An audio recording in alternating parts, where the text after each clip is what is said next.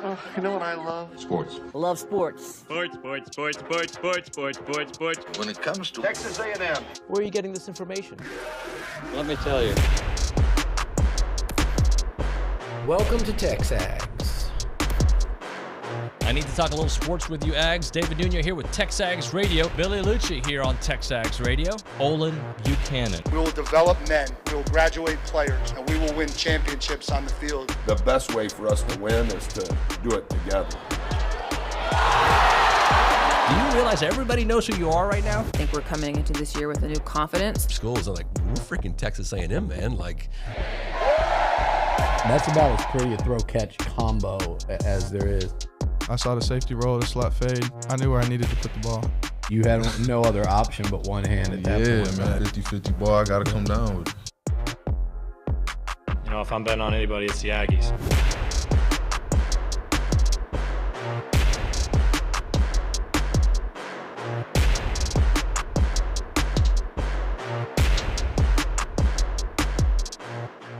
All right, welcome in, everybody. I got a question for Olin Buchanan. Olin, hey, good morning, by the way. Morning. It's TexAgs Radio. We're presented by David Gardner Jewelers. We're here in the Rollo Insurance Studio. Go Hour, presented by the warehouse at CC Creations. Are you familiar with Winston Wolfe? Winston Wolfe. Is that the Wolf? The Wolf. From Pulp Fiction? The problem solver. Maybe my favorite character in any movie. He's great. Harvey Keitel in Pulp Fiction. He's in other movies as the Wolf. The Wolf. Was it Reservoir Dogs? I think he was also in. I might be wrong. But he wasn't the Wolf. He had a different name, but I think he basically the same character, right? Basically, yeah. I might be wrong on the movie. I thought it was Reservoir Dogs. He's the cleaner, right? He cleans things up. Right. You know who Texas A&M's cleaner is? Texas A&M's cleaner. R.C. Slocum. R.C. Slocum, ladies and gentlemen. When there's an issue, when you need something fixed, you call the great R.C. Slocum. Real clean Slocum. There you go. Real clean Slocum. The interim athletic director, second time he's done that. What a perfect... To me, the way I look at it is at OB, at this point, I think it's a well-oiled machine. They know what they're doing. So it's kind of like a tip of the cap of honoring somebody, but also giving him some power and direction of what needs to be answered. I think, and RC would not be interested, I think, especially at his age and things like that, but I think RC would have been a great choice. Just remove the interim because, you know, the TV deals are now made at the conference level. Right. So coaches, an athletic director, we're going to talk about, they hire, fire, fundraise. Well, RC has been great at fundraising when he wasn't even asked to fund, when it wasn't his job. That's how his RC got it started on the fundraising, got it started on the Bright Complex to begin with. I know some say that's not the case, but, you know, Alan Cannon was in the room when Bum Bright wrote a check to RC to get it started. Right. And you know, he's hired and fired coaches. So, but I know he's not going to be the athletic director. He's not going to be, I'm just saying he'd be a good choice. So I would like for RC to be really involved in who would be that next athletic director. Because I've said it before, I think they need somebody that actually loves A&M for more than A&M being a paycheck or a step somewhere else. That they're not just going to be financially invested, but emotionally invested. And I don't know who that is, but RC'd probably have a good idea who that is. Well, for the next month, couple of months, whatever it is, right? Yeah. Like, he's somebody that you can. He's a good babysitter, and I don't mean that as a negative term. I'm just saying he's somebody you would trust with your kids. Right? He is somebody like, and I mean that right now. Like, I know I don't know RC well enough to call him up to, hey, can you watch the kids for a couple hours? But he's somebody that I could absolutely do that. He's beloved. He's as beloved figure as they have here. You know, he's that guy that, I've said it before, if he was at the grocery store and you saw him and said, hey, coach, and he's the guy that could give you that acknowledgement and give you 30 seconds of his time, which all you're asking for, you know, is and say, hey, thanks for your support. And that goes a long way here. It does. It's just being available to people. I think that's what a good athletic director is here, because you're going to fundraise and everything. Being available. So I hope they can find somebody like RC. Somebody like RC, and maybe RC has this in him. But what is really important to me is who understands college football, college athletics right now, and who can adapt and who kind of already has a game plan for what is happening with NIL and beyond. Yeah, so I'd, as an athletic director, I'd go into my football coach and my basketball coaches and my baseball coach. Sorry, but I'd start with my revenue-producing sports, and I'd say, you tell me, what do you need to be successful? What do you need from me? Because you know what you need more than I know what you need. So what do you need from me to be successful? I'd find out, and then I'd do everything I could to make that happen. Yeah. I think that's right. Now, I don't have any candidates for you. There's nobody to discuss there. Maybe when Billy's on the show, we'll see if we want to go down that route or not. It may be too early. But the bottom line is I think they're in good hands for right now. I think when you think about where we are in A&M athletics, it's a soft reboot, right? Because you're bringing back Elko, who was already here, but it's a new start. You're bringing in a new athletic director. It just feels like everything is brand new. Yeah, it does. Well, I think for better or worse, it's about more than anything about football, right? For your athletic department. And when you have a new football coach, and now you're going to have a new athletic director, yeah, it does feel new. Now, beyond that, you don't have a lot of long-term coaches here that have been here, 10 years. Right. You have some. So, when you're the second most popular sport is baseball, and he's only in his third year. So, yeah, I think there's a lot of newness around here. Yeah, newness, good people in the right spot, and a fresh direction. I want to read a couple of messages that came out on the YouTube page. One from Zach. Good morning in Gig'em from Savannah, Georgia. Good town. When my wife always wanted to go there, so about 2 years ago I took her there, and she still talks about it. I need to do this. Like, this is kind of a little, I don't know, self-serving. But on the chat, wherever you're watching or texting from, let us know where you're listening from, because when I talk to these sponsors about TexAgs, I want them to understand how much of a reach we have. Like, we got a reach like Manute Bowl. Didn't somebody from that? It wasn't Antarctica, but somebody really far. Was it Alaska? Alaska, probably, yes. I mean, we've gotten Qatar, however you want to say it. I think it's Qatar. We've gotten Indonesia. Yeah. Of course, El Salvador might as well be Brian, as many El Salvadorians that we have listened to. Yeah, that's true. Yeah. So heard Guatemala. That's true. We do have Guatemala. We've got Miami. We've got Los Angeles. Yeah. Here's my Howard Dean moment coming. We got all the foreign countries: Guatemala, El Salvador, Miami, Los Angeles. Yeah. The other one, this comes in from Pete. David, your dad must be doing better if you're back in College Station. He had a really good day yesterday. Thank you for asking. We got a long way to go, but good enough a day that I felt like I can come back to College Station and do the show out there. If you want to be a part of the conversation this morning, you can do it multiple ways. The phone number is 979-693-1150. If you do call us on that number, we'll pick it up on the Brian Foley Law Hotline. And if you text the show, we'll take it as well. 979-693-1150 is that number. I'm trying to find a message that was yesterday on the show that I want to address here with you, OB, because I made a comment on the show that I don't think, here it is, Calvin number 1. Nuño. I totally disagree that the Aggies are remotely close to what they were last year, not even close. And let me tell you what I was saying and kind of clarify my point. I think perception-wise, we're talking football or Aggie basketball? Sorry, Aggie basketball. No, they're not the 15-3 team that they were last year yet. No, I agree with that. I think perception-wise, they play the same brand of basketball, and if they end up being an 8 or 9 seed, it's not a step back, I guess is my point. And right now, if you look at what bracketology is out there, and they got a big game tonight against Missouri, but that's more, I guess my point was, they're on line to be what they were last year from a tournament perspective. I should have phrased it that way better. Yeah, okay. Yeah, when I look at them right now, I'm thinking there's no excuse for losing to LSU at home. You just wasn't ready to play. Yep. And Buzz would tell you that too. And I don't know why. But the Arkansas game, man, you lost at the buzzer at a place where you never win.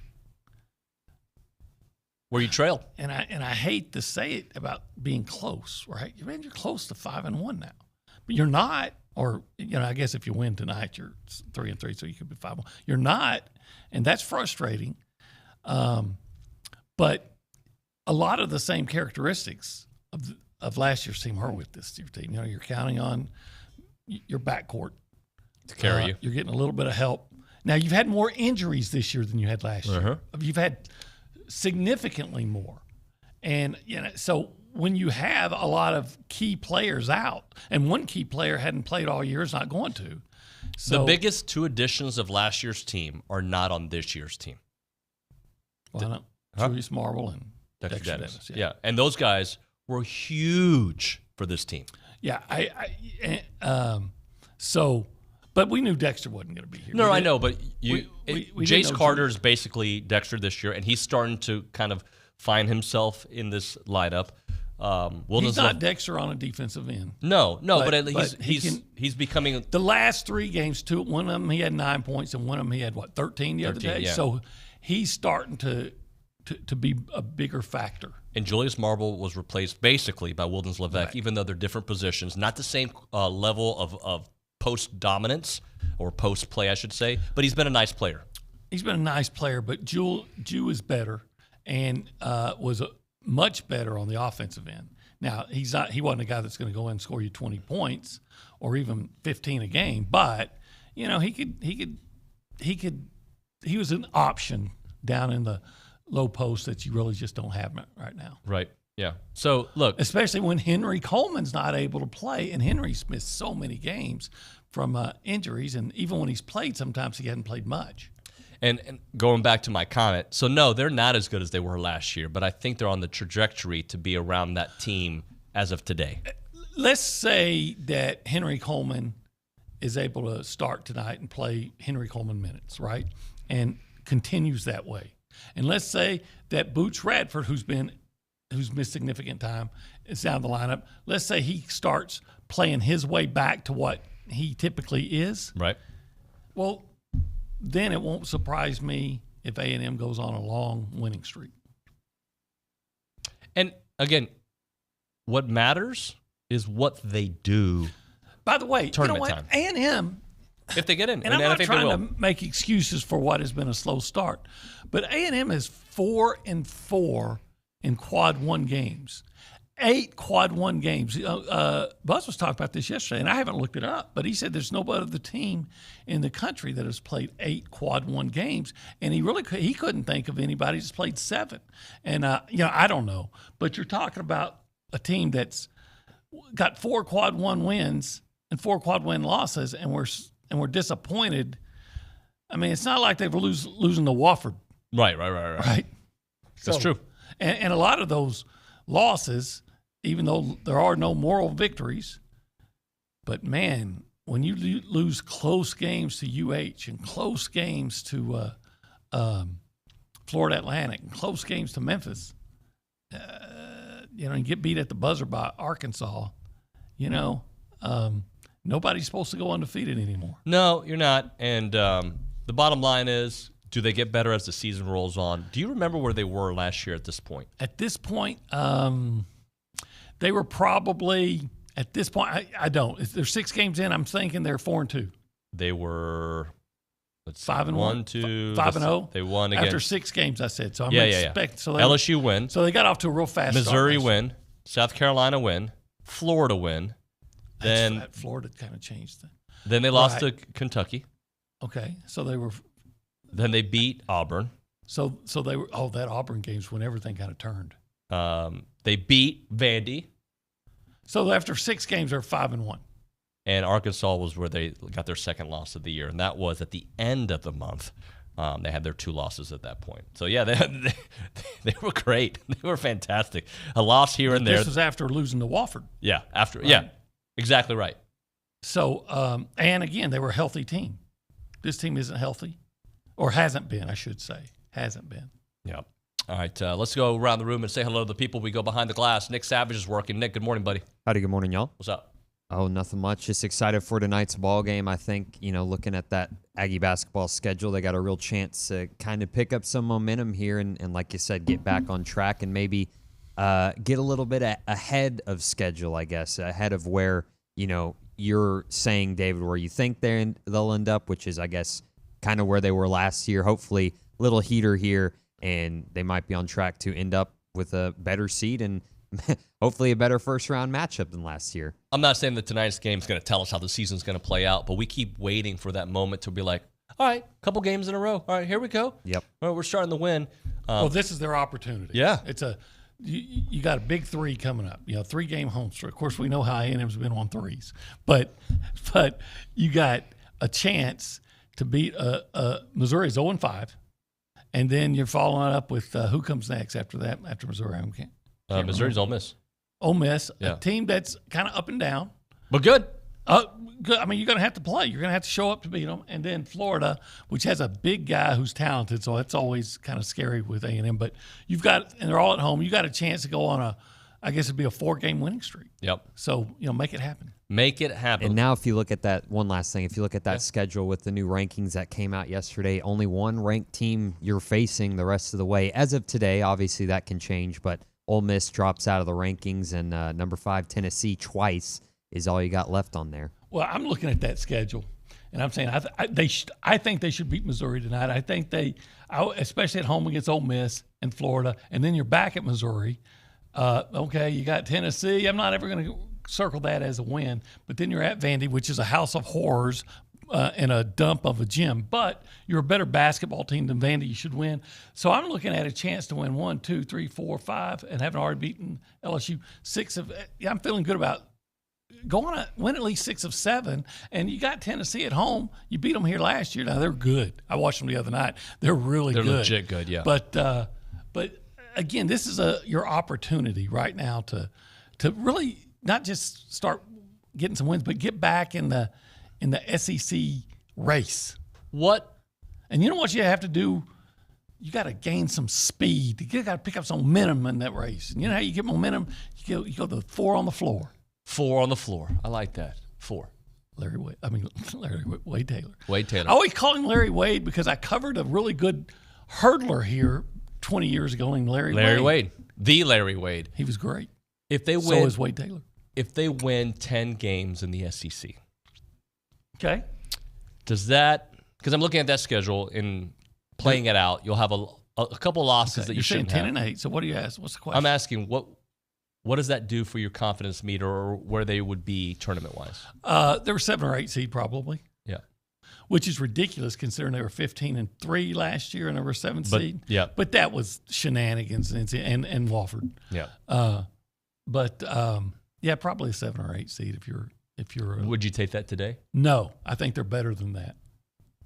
I better turn it on then. No, yeah, they are. And I was just talking about the opportunity, but no, they're better than 10 and 8. Let's go to the Angry Elephant News and Social Center. That's where we find Luke Evangelist. Luke, what up, buddy? Oh, not much. We're just talking about A&M basketball getting a win over LSU. Well, men's and women's swimming and diving also went on the road and beat LSU this weekend. The men are ranked number 11 in the country, and the women are ranked number 6.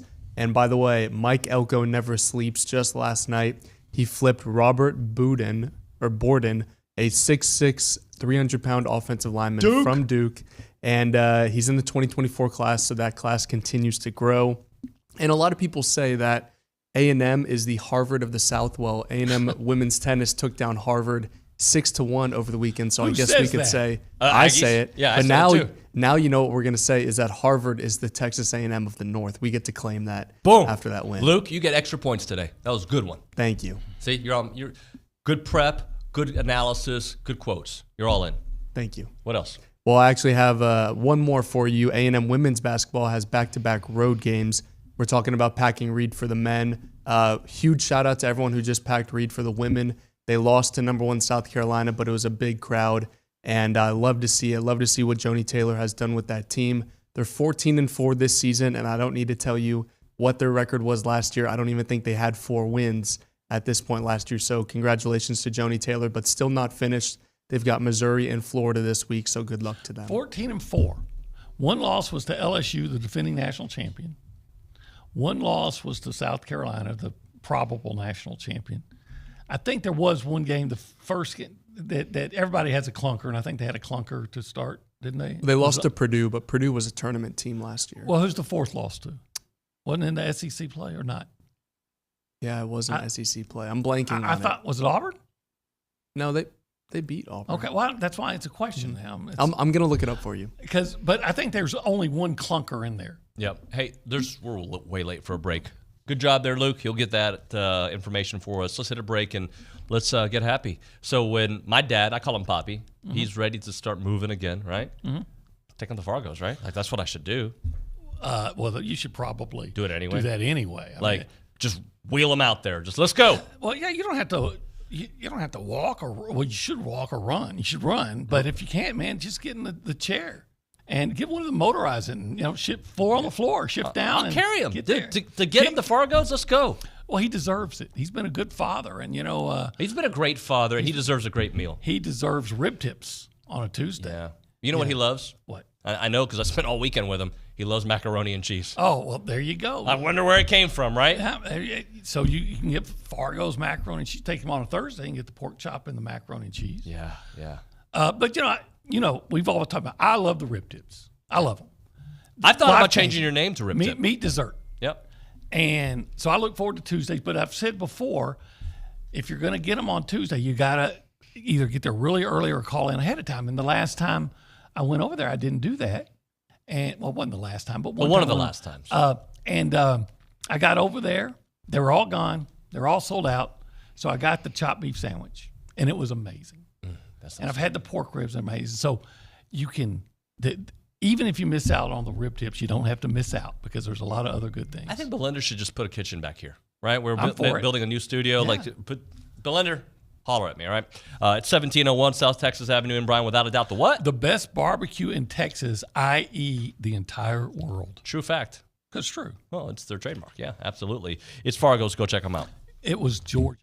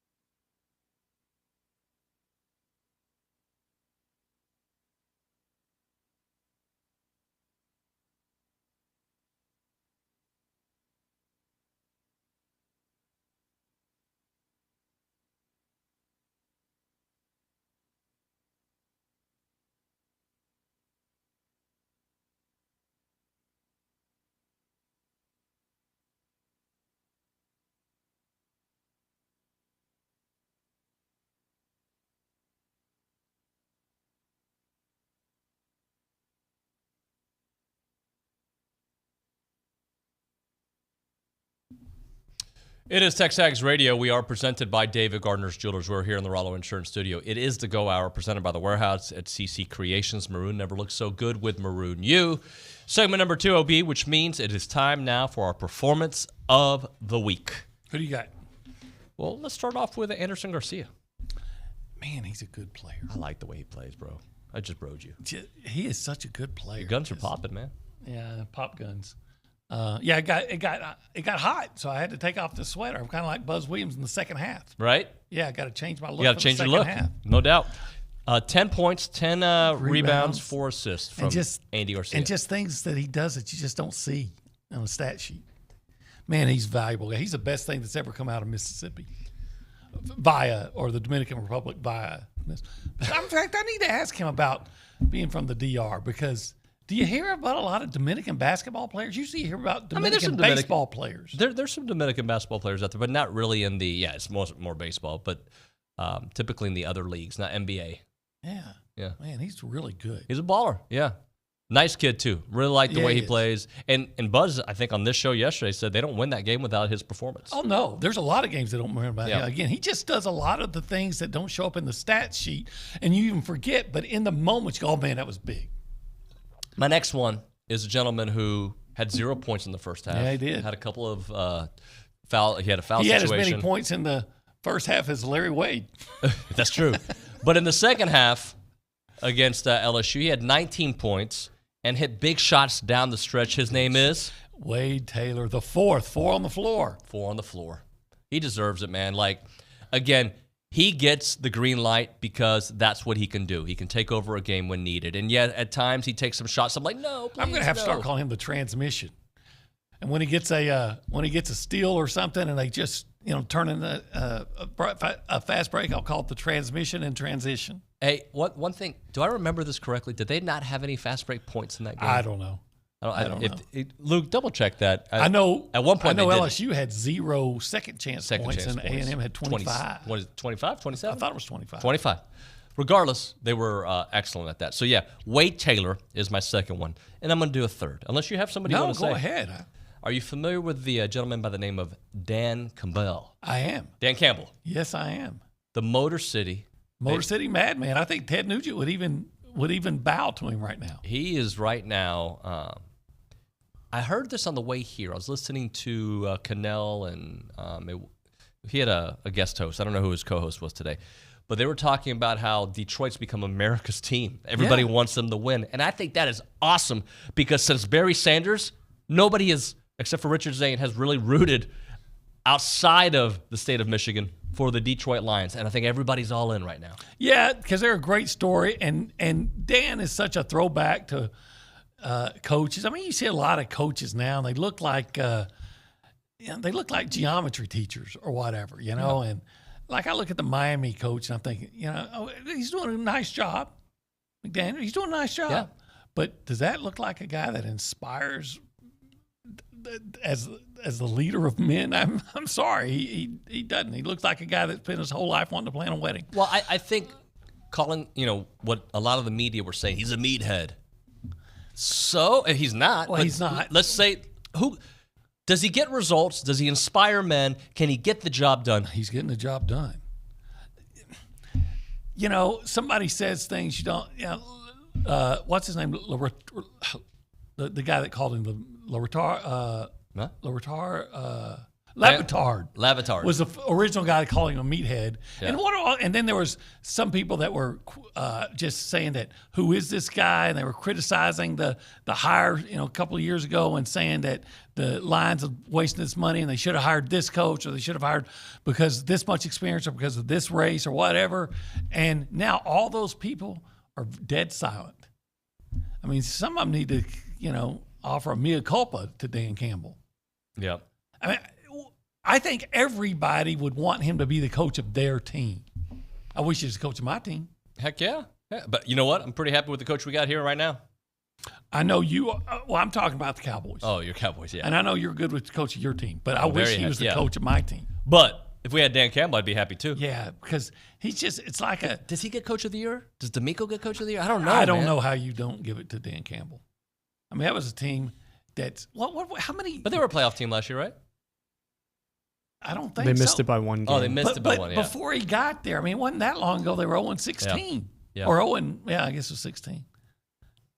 And just the reversal of fortune under Dan Campbell for the Lions is just amazing. Hey, it's astounding. I've liked everything C.J. Stroud has done so far in the NFL except one thing. Apparently, he's helping out the NIL fund at Ohio State. I think they got enough money, guys. Let them be. But you know what? Hey, Vaughn Holler. No, I disagree. I applaud anybody that still has a keeping a tie to their school or their town. Yeah. I'm more kidding. Right, I know more in jest. But hey, I got one. All right. From that same game, but I'm losing it. Mike Evans. Oh, we're gonna talk about him in a second. Like 9, 10 catches, 150 yards, a touchdown. Just throw him the ball, baby. Just throw him the ball. Throw him the freaking ball. Hey, get him with the Cowboys and let Dak throw him the freaking ball. I think he wants to win in the playoffs, so I think he's thinking about the team. But you know what? He can make a difference in them winning. This is true. But then you got to keep your coach a little bit longer. Maybe he would catch a long pass on the sideline. And, but Mike's a big physical guy, and accidentally run into. Oh, come on. Oh, listen. Whatever it takes to get that buffoon off the sideline, I'm off. Well, if Mike Evans comes, he ain't getting off the sidelines because they're going to win more games. But if Mike was to catch a ball on the sideline and accidentally plow into him and knock him out, okay, just for 16 or 17 weeks or whatever, just for 20 weeks, 21 weeks. I don't want the guy dead. I just want him gone. By the way, Dr. Lee on campus says Anderson Garcia is the Dominican Dennis Rodman. DDR. Okay. Dominican Rodman. Because, DR? Yeah, I know. Dominican Republic. Dennis DDR. Rodman, DR. Yeah, look at that. Yeah. We're Captain Obvious here on TexAgs Radio. We'll hit a break. Charean Williams will join us from Pro Football Talk. Right now, we're talking about the Traveling Aggies Expo. If you love to travel, and I love to travel, I wish I could afford more traveling, and you want to see the world with fellow Aggies, you need to reach out to the Association of Former Students because they're taking Aggies on a once-in-a-lifetime adventure around the world with all the details arranged by trusted travel partners. They invite you to explore those possibilities with the Traveling Aggies Expo 2025 Showcase, an exclusive event unveiling the 2025 Traveling Aggie trips. The expo is set for this Friday, from 1:30 to 6 o'clock at the Clayton W. Williams Jr. Alumni Center. Learn about upcoming adventures as each travel partner will host several sessions highlighting their unique destinations. You can also take advantage of special trips at the expo. You can enjoy a Messina HoF wine tasting, door prizes, and a chance to win the grand prize of an Aggie baseball weekend getaway, which includes 2 tickets to an A&M baseball game in the association suite, a 2-night stay at the A&M Hotel Conference Center, and dinner for 2 at the Vintage House restaurant located in Messina HoF, and a Messina HoF wine basket. To learn more, visit tx.ag/travel expo. Again, that is tx.ag/travel expo.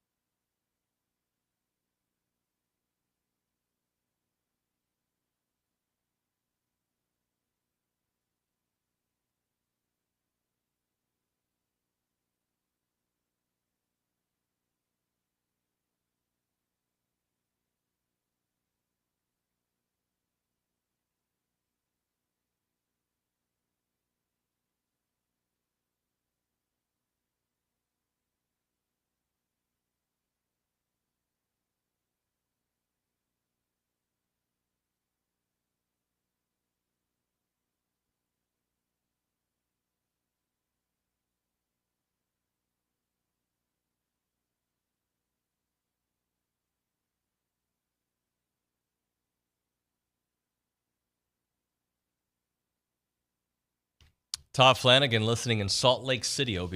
Oh, great city. Never been. Oh, it's wonderful. Gotta Beautiful. Go. Clean. It may be the cleanest big city I've ever been in. I like clean cities. Yeah. I really like clean cities, It's real clean. RC should go there.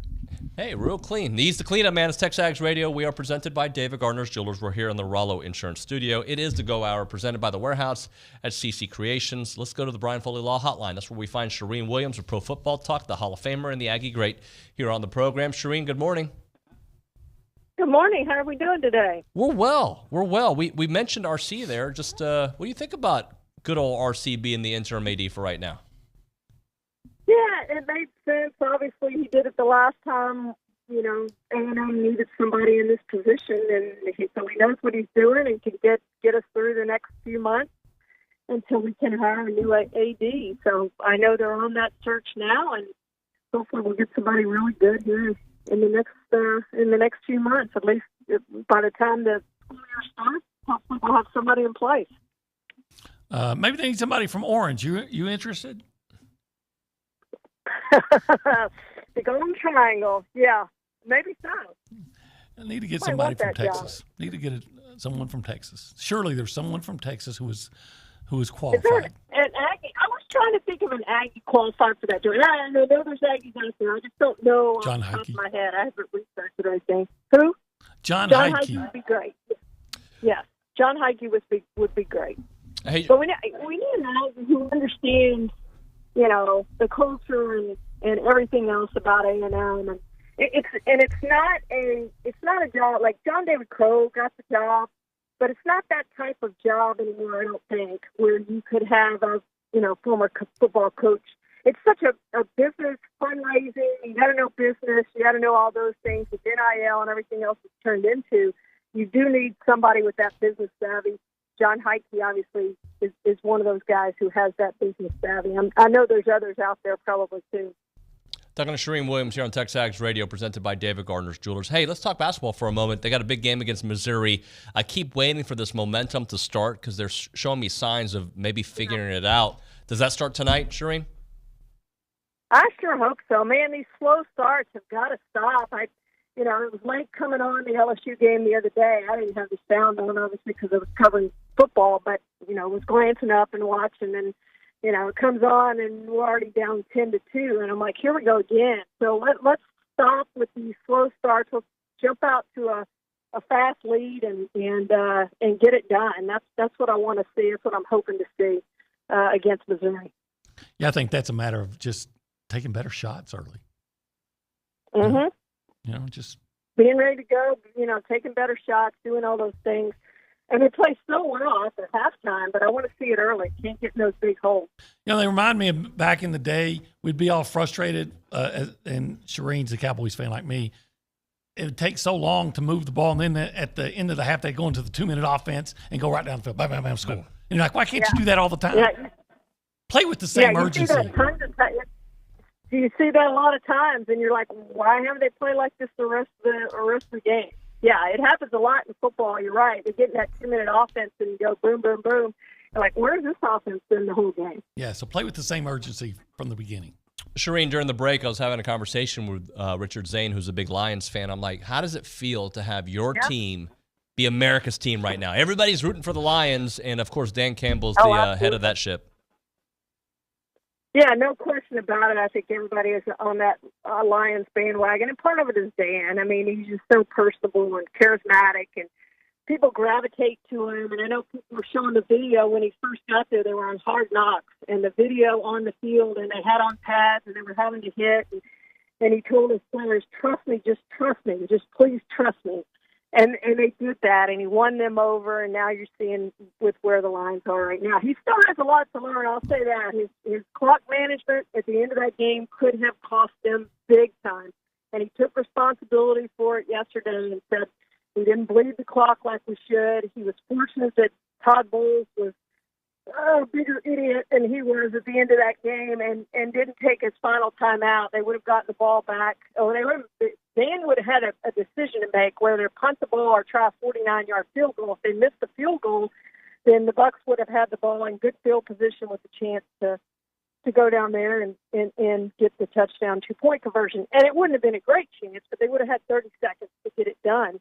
So he's still got some things to learn. He knows that. I was glad to hear that he took responsibility for doing a better job at the end of games with the clock management. He definitely will have to do that this week to have a chance to beat the 49ers. You got to have cross all your T's, dot all your I's this week, because if you don't do everything perfect, you're not going to beat the 49ers. Although 49ers don't have Deebo Samuel, he's 50-50 to play because of that left shoulder. If 49ers don't have Deebo Samuel, I give the Lions a lot better chance to win that game. Oh, without a doubt. I mean, I don't know if he's their best player, but if he's not, he's in like the top 2. Their most dynamic player. Yeah, well, they got a lot of they dynamic went players. 0-3 without him when he was injured with that shoulder during the season. And the yard difference, I think it's 7.1 yards per play when he's on the field, or 5.7 when he's off the field. I'm pretty close on those numbers. That's off the top of my head. I'm pretty sure that's pretty close to what it was. But it's just a vast difference. I mean, that's a huge difference in yards per play with him on the field versus when he's not on the field. So they need him, and they need him very, very badly. And I think he's one of the key players that they're going to have a hard time winning without if he can't play.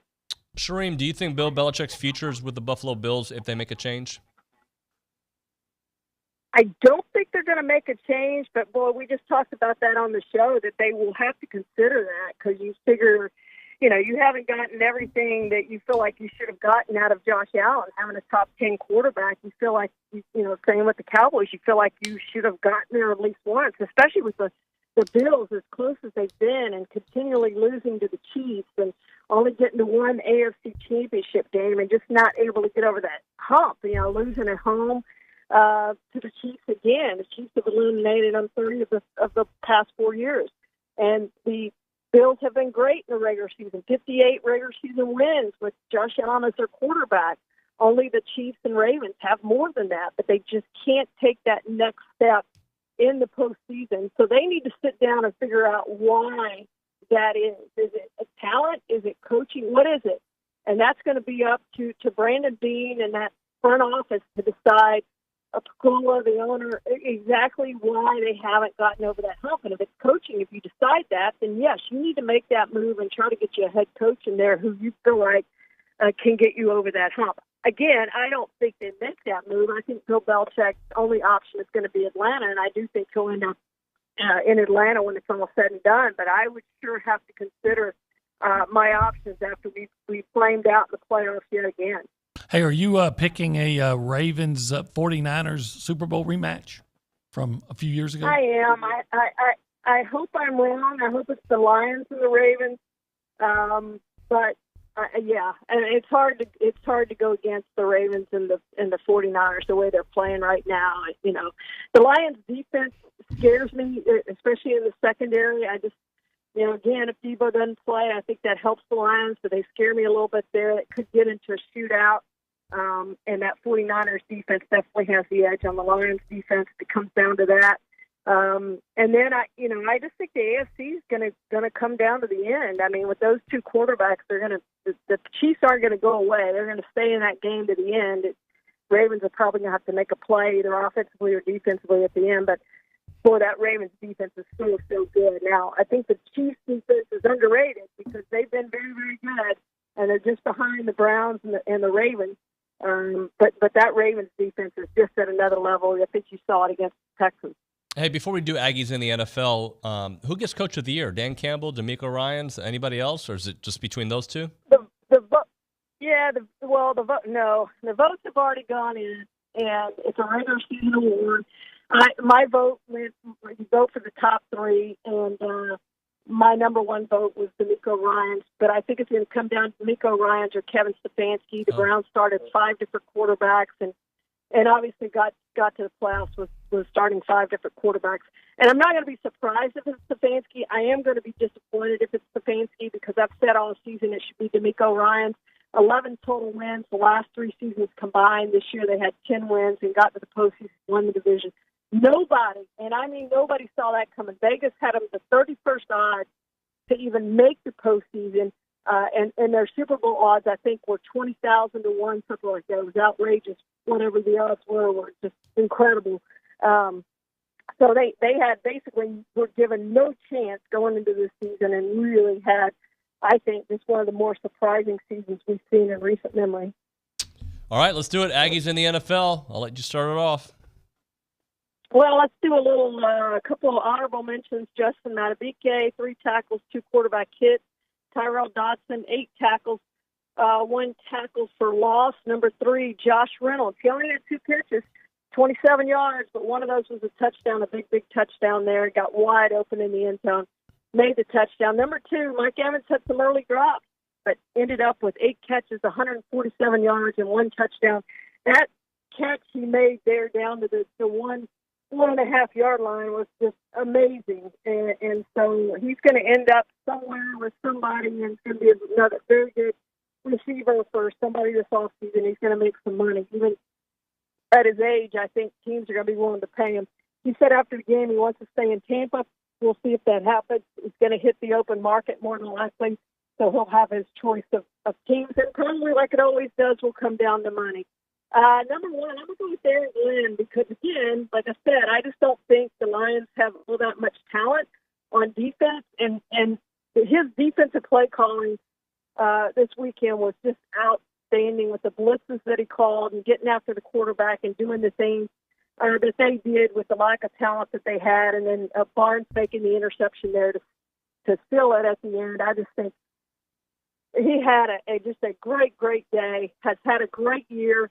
I think with what's happened, I do think that there's a really good chance that he's going to get a chance to be a head coach in the NFL for next season. Charean, great work as always. Thank you so much. Thank you, guys.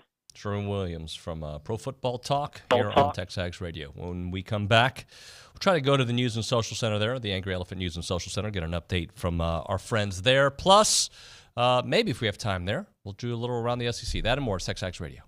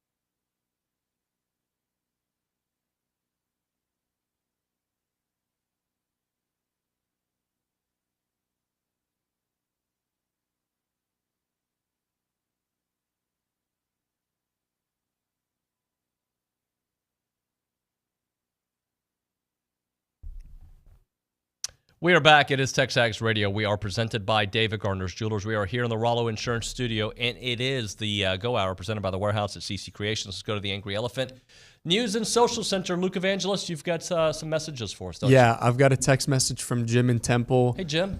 Hey, Jim. So our A&M's newest offensive line commit, Robert Borden, he's saying that he made all region in lacrosse, where he's from in Tennessee. And, as a former lacrosse player myself, I can tell you that. Why did you laugh when you said that about yourself?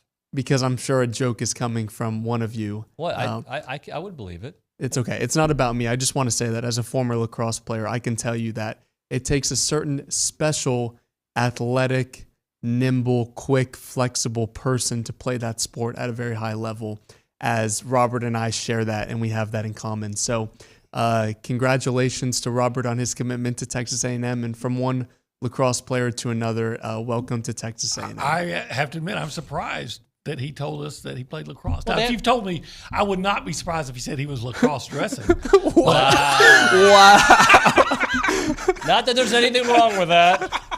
Well, he said he expected a joke, so I had to come up with something on the fly. That's all I could come up with. It's interesting. He said that he shared the lacrosse with the offensive lineman how many different times? 3 or 4 times during that stretch. Don't think that I have forgotten that you think you'd beat me in one-on-one. Don't think that I haven't thought about that every single day since you said that. Well, first of all, I'm glad that I'm on your mind every single day. Well, you are my employee, and I do check on you and when I see you. There is that. Right. And so speaking of checking in on me, I guess a way to do that is if we just played basketball regularly. I don't want to play you just once. I would like to play you every week going forward, because I think that not only would I beat you, but every time I would play you, I think I would beat you by more. Okay. I don't think you understand how I roll. I do something physical 3 times a day, every day. So, Right. And I don't think you do. So I'm here for it. What makes you think that? Because you're like always getting people at Reed Arena, and you're like in clubs, and you're working. Like, you work more than I do. I've got 4 kids, and I know you work more than I do. That's fair. Well, I don't think that's true. I think you work more than me. But, I'm starting to get more physically active. I'm in a kinesiology class, actually, where I have to send a video of myself. I have to make a video on YouTube and send it to the instructor of me working out. Various exercises. Show me. But what's your page? That's the thing. I was going to say that I'm going private on YouTube from here on out, because I can't let anybody ever see that. Huh. So, and this is the same guy who wants to take me on in basketball? Okay. All right. Well, basketball, I'm like a lights out 3-point shooter, and I celebrate every time I score. So I'm looking it doesn't forward to require much physicality to just sit back there and shoot threes. The same thing I told Nick. I don't know. You might be great. You might be able to beat me. I love the confidence. One thing about hitting threes, it's hard to hit threes when people are in your face. That was my philosophy too, Luke, but I had a bad Aggie shooting night when I played David, so it didn't turn out right. too Well, well. I'm going to be by Wade bad Taylor. shooting, he meant bad layups, bad bunny, and bad free throws. I've always celebrated when I score. What? I think you're talking about something different. No, I actually, When we come back on I remember TexAgs, scoring in Hillsborough, Texas. really, And celebrated it. you have a little Larry Bird form there. That's like kind of, look at that. He could be Larry Bird's dad too. Okay, that was rude. Larry Bird's his same age. Yeah, They're both probably. They're both 74. Let's see who's. That's the Go Hour. We will come back with Justin Lanham breaking down some basketball next on TexAgs.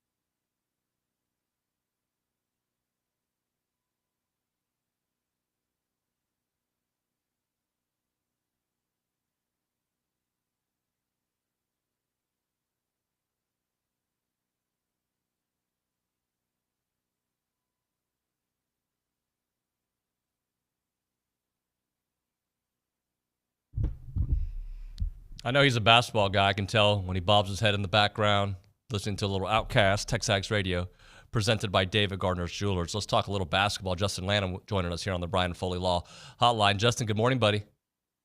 Good morning, man. What an entry. That is a great song. Isn't it? I love it. I love it. Were you an Outcast guy?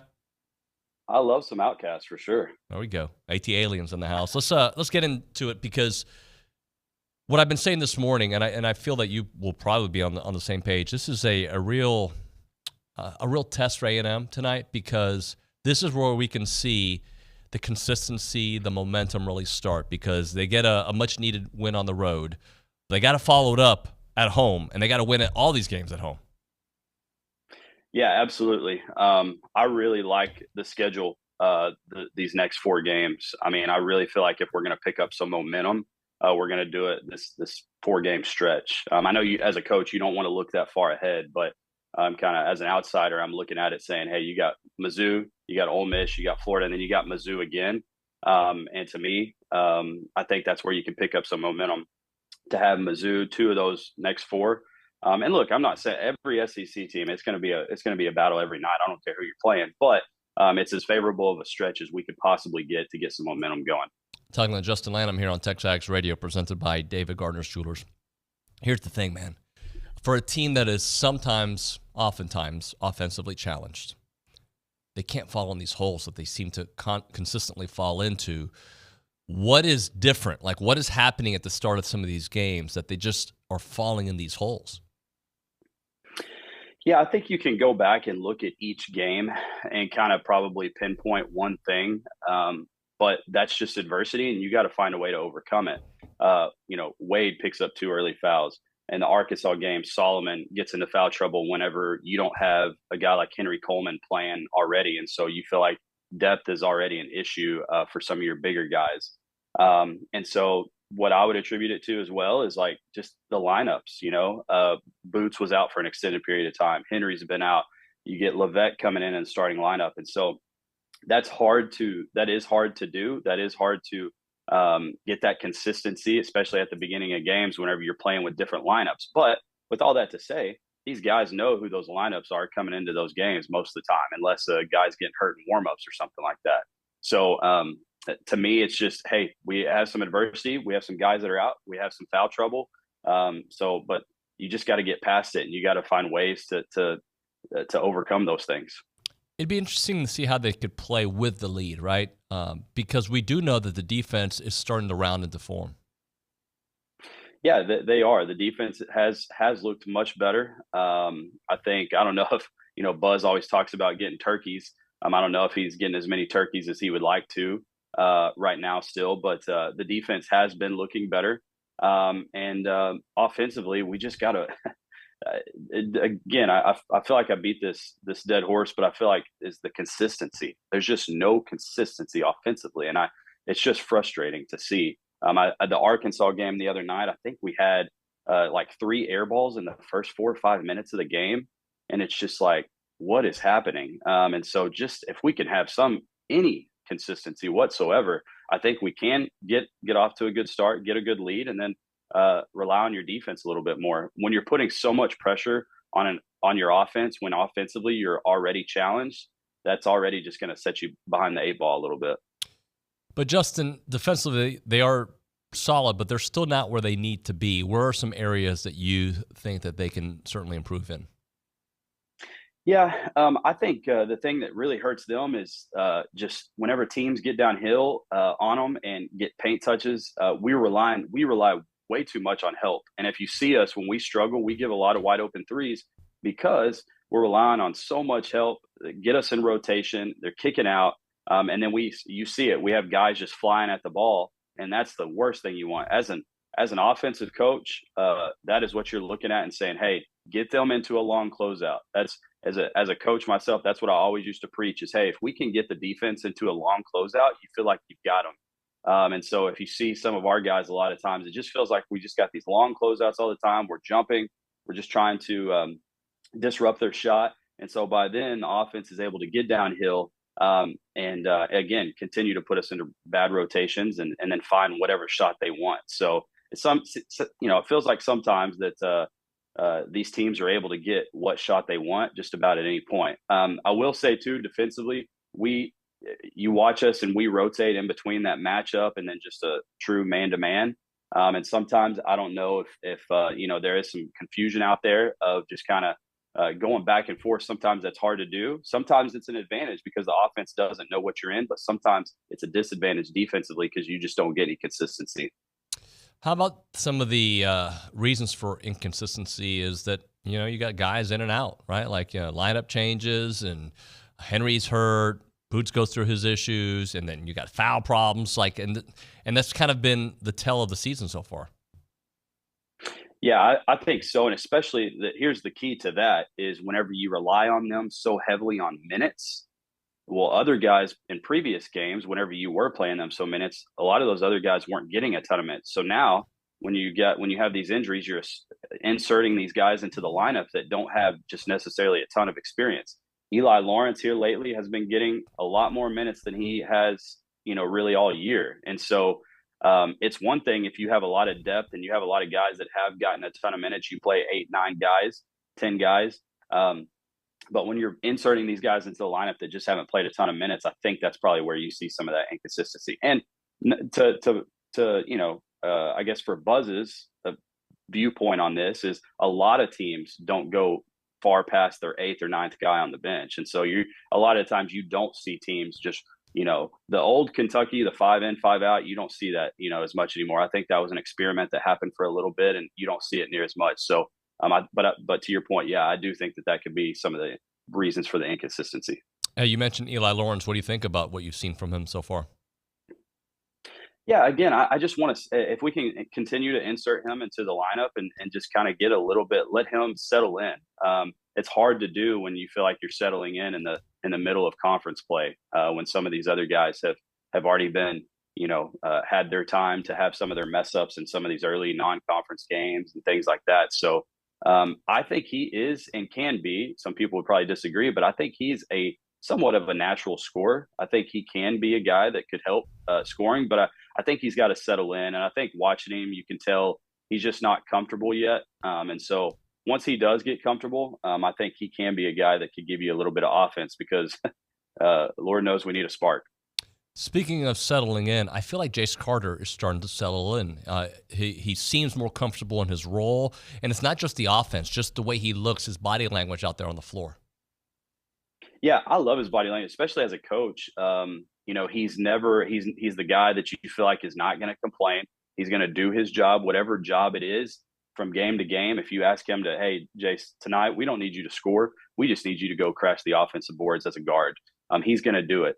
Hey, Jace, tonight is your night. We feel like you're going to get a lot of spot up threes. Okay, awesome. That's his role. And so I like him. I think you're right. I think he is settling in. I would like to see a few more threes go down, but I do feel like he got out of his funk because I know there were a couple games where he didn't hit any. And so I think that he's kind of getting back into that rhythm. And so I think that that's what we need to see from him. Take us into like game planning for a game. Like, does that actually happen when you're scouting your opponent? Like, all right, Jace, this is the kind of game where if you spot up from the corner, you're going to get some looks because this defense tends to do that. Yeah, absolutely. I think, when you have a player or you have really two players, Wade and Boots, Jace, from time to time, if you know what the defense is going to do, or their tendencies, hey, they're going to trap Wade off of ball screens, or hey, they're going to try to get the ball out of Wade's hands. So that you're playing, they're playing at a disadvantage. And so, Jace is probably going to get some more shots. And so absolutely, when and those coaches do, when they kind of know a little bit of what the game plan is going to be, then they're going to say, hey, Jace, be expecting to get a lot of shots. What are you doing as a coach to help shooters shoot better? Like guys that have shown that they can shoot better and are struggling at the moment. Is there something a coach can do, or is it all in your head? Is it a combination of your technique and just kind of fine tuning that? What would you do as a coach? Yeah, it's funny. In the middle of the season, I always, just my personal preference, I never wanted to mess too much with the mechanics of a shooter shot during the season. But I think most importantly, they just need to see the ball go in. And so you got to get lots of shots, repetition. Guys get in the gym. That's what I tell players, hey, get in the gym. If your shot's not falling, you got to get in the gym. And so The other thing that you can do is getting them into game speed shots. There's one thing, you've got shooters that'll just come in and think that, they're going to shoot 100 standstill threes. Well, that's not realistic. You got to get game speed shots. You got to have a hand in your face. You got to have defenders running at you. And so that's one thing. Number two is getting guys shots where they're normally getting shots from. Like if you don't take shots from the corner, if that's not normally where you're taking shots, well, then why are you taking 100 shots in practice from there? So finding where to get guys shots. I think something that's interesting about this team is we tip the ball out so much and we get so many second chance points that sometimes we don't know where that second shot's going to come from. And so sometimes that's hard to do in practice to replicate of, hey, where are these shots going to come from? When Anderson Garcia just bats it out to you and you have the ball all of a sudden on the 3-point line and you're getting it up, that's kind of hard to replicate in practice. I'm glad you brought that up. From the soccer world, my kids that participate in it, we had this coach work with them on, I know you can make the pass and make that shot from here without being tired and without being stressed. Now we have to add a stressful component. That is the exact same thing in basketball. Yeah, absolutely. I mean, like I said, you've got a lot of people that can come in the gym and knock down a lot of shots with no pressure, stand still, everything's perfect. You have time to set your shot up, everything's perfect. But that's not the truth. That's not going to happen in SEC basketball. That's not going to happen anywhere in Division I basketball. So trying to replicate that, trying to put a little bit of stress on them, hand in your face, whatever you can do. Getting up, we used to do a lot of transition shooting as far as just running, catching, being ready to catch off the run as well. So I think that's something that you have to replicate. All right, let's talk a little bit about this LSU game, this past one, because outside of the domination on the rebounding end, what jumped out at you as like, man, this team, they're doing this again, or this was much better? Because obviously the rebounding wasn't out of this world. Yeah, I think I guess kind of to say that it was the offensive rebounding that was good, but we were actually capitalizing on those second chance points, second chance opportunities. I thought that was big. I feel like in past, that's kind of defeating whenever you work so hard to get that second chance opportunity and then you don't capitalize on it. And I feel like for the first time in a while, we started to really capitalize on those things. We started to kick it back out and get threes. We started to get rebounds at the basket and put them back up and score on those. And so, look, offensive rebounds are washed off the board if you can't capitalize on those second chance opportunities. It's like, what is an offensive rebound if you're not going to capitalize on it? And so I feel like we were finally able to do that, and that was the difference. The tipping that they do it so well. And I love your point about you never know where your shot's going to come from in that situation. Yet the fact that, like Anderson Garcia, for example, he will tip it, he will take it himself, but you've got to have guards in that situation that are recognizing the opportunity, and that's what A&M does so well, right? Yeah, they do, and I think that's a great teaching point that the staff probably has had to teach them is, hey, a lot of guards are already sprinting back. Like a lot of guards, because, three guys, because, Buzz usually sends three guys to the offensive glass. So two guards have got to get back in transition. But a lot of the times you see those guys, they know that there's a high percentage that they're going to get a tip out. And so they're still standing there. They're not already sprinting back in transition. And so I think that's been something that's been really good too, because a lot of the times, if a guy tips it out, it goes out of bounds or whatever. But a lot of times our guards are there to receive that tip out. And so Anderson Garcia is so good at it. And I would have loved to have coached a guy like him, just get on the glass, and just the tenacity that he attacks it with is unbelievable to see. Justin, a guy like Solo, we see the upside, but what do you see as the upside? Like, is this guy who can be a scorer? How do you see his game evolving over the next year and a half or so? Yeah, it's funny for me. I see a lot of the intangibles he has. For me, I want to see a little bit more like mental growth, I guess, just in the sense of like, I feel like there is probably some maturity that can come for him. I think he's got he's unbelievably athletic. He's got some of that. Obviously, I think I told you a couple weeks ago, I feel like some of the things he's lacking in skill, he makes up for just his hard work and how hard he attacks and how hard he plays and things like that. So I think for me, though, it's, he got into foul trouble in the Arkansas game and stuff like that. I think there's just a little bit of I don't know necessarily I would say immaturity, but maybe undisciplined a little bit, just how he plays at times. And so if he can just reel that back in, I'm I'm not trying to take, his heart and how hard he plays and kind of that dog that he has, mentality that he has. I'm not trying to take that away. Just try to be smart and realize, hey, we don't need to foul 70 feet away from the basket. There's no reason to do that. And so I think if he can hone some of that stuff in, I think he can be really good. I think what you said right there is one of the hardest things to do in sports, right? And I hate using Draymond as an example, but there's certain players that have to play with that edge to be able to be the effective player that they are. And sometimes because they play with that edge, it puts their team in very vulnerable positions that from an outsider's point of view, you're like, dude, you got to be better than that. But also that's how they get into character, or that's how they affect the game. So, learning to when to kind of back off is such a hard thing for a young player to figure out. Yeah, it's hard to put your foot down on the pedal and then say ease up sometimes. Like sometimes that's really hard to do because you just get in this mentality of go, go, go and attack mode. And so, a lot of times when Solomon fouls, he usually had just done something good. So he's riding this high and then he maybe scored the basket and he's up in pressure and he fouls 70 feet away from the basket. And he's just riding that high. He's excited. He's playing hard. And it's just if you can just get that discipline, a little bit more discipline of saying, hey, I don't need to foul 70 feet from the basket. I think that will go a long way with him. Let's talk a little bit about where A&M is in the pecking order of the SEC, because it feels like with the start that they had that they were far out, but they're not far out. There's still room for growth and a real opportunity from a schedule perspective. Yeah, there is. You've got a great opportunity in this Mizzou game to continue to kind of climb the ladder there. And that's the good thing. I think we said it a while back. I think there's a lot of teams that are just kind of hanging around kind of that middle of the pack. And that gives you an opportunity whenever you started as bad as you did. And so, again, I like our chances the next 4 games. I like our chances against Mizzou.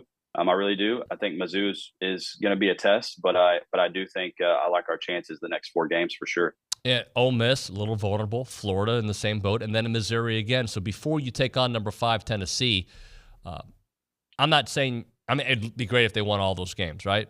But if you are, 4-1 in that stretch, 3-2, you're right back in the middle where you're striking distance of those higher seeds. Yeah, absolutely. And that's all you can ask for going into a game against Tennessee. You've got to have a little bit of confidence going forward because this – like I said, they've already started off, rough but I think that they can get that. I do think tonight, or the Mizzou game tonight, I do think we have to capitalize on some things. Missouri has a 7'5" kid, and when he gets in the game tonight, man, I hope we push the ball at him. I hope that we run and they feel like they have to take him out of the game. I think tonight defensively is going to be tough for us. Dennis Gates does a great job. They run a lot of 5-out motion. And so I'll be curious to see how our bigs defend some of these guards. They really spread it out. I mean, you'll see them. They're 5-out. They're all on the perimeter until they get that big 7'5" kid in. And so It'll be interesting to see how we guard them. My friend, thank you very much for joining us. Appreciate you, Justin. Appreciate it, David. Thank you. Thank you. Justin Lanham there on the Brian Foley Law Hotline. We'll hit a break. We'll come back with Gerrod Chadwell, talk a little Aggie women's golf. That and more next on TexAgs Radio. Right now, we're talking a little Caldwell Country Chevrolet. They're on Highway 21 in Caldwell and online at caldwellcountrychevrolet.com. When you're looking for a new vehicle, stop what you're doing and reach out to our friends there at Caldwell Country Chevrolet. When you go to Caldwell Country Chevrolet, well, you go to the website first, right? You're going to see the selection that they have. You'll see the pricing that they have, and that'll just get you started. What's your appetite, if you will? But after that, you go in there, and you're going to be blown away by the customer service experience from the beginning to the middle to afterwards, right? When you go through that entire experience, that is what they do at Caldwell Country Chevrolet. They take amazing care of you every time you go out there. The selection's great, the people are great, and the pricing is great. You'll love it, and the trade-in value is phenomenal as well. About a 15-minute drive, Brian to Caldwell, short conversation away, but you will see the difference when you step on the lot and do business with the good people there at Caldwell Country Chevrolet. Highway 21 in Caldwell, online, caldwellcountrychevrolet.com.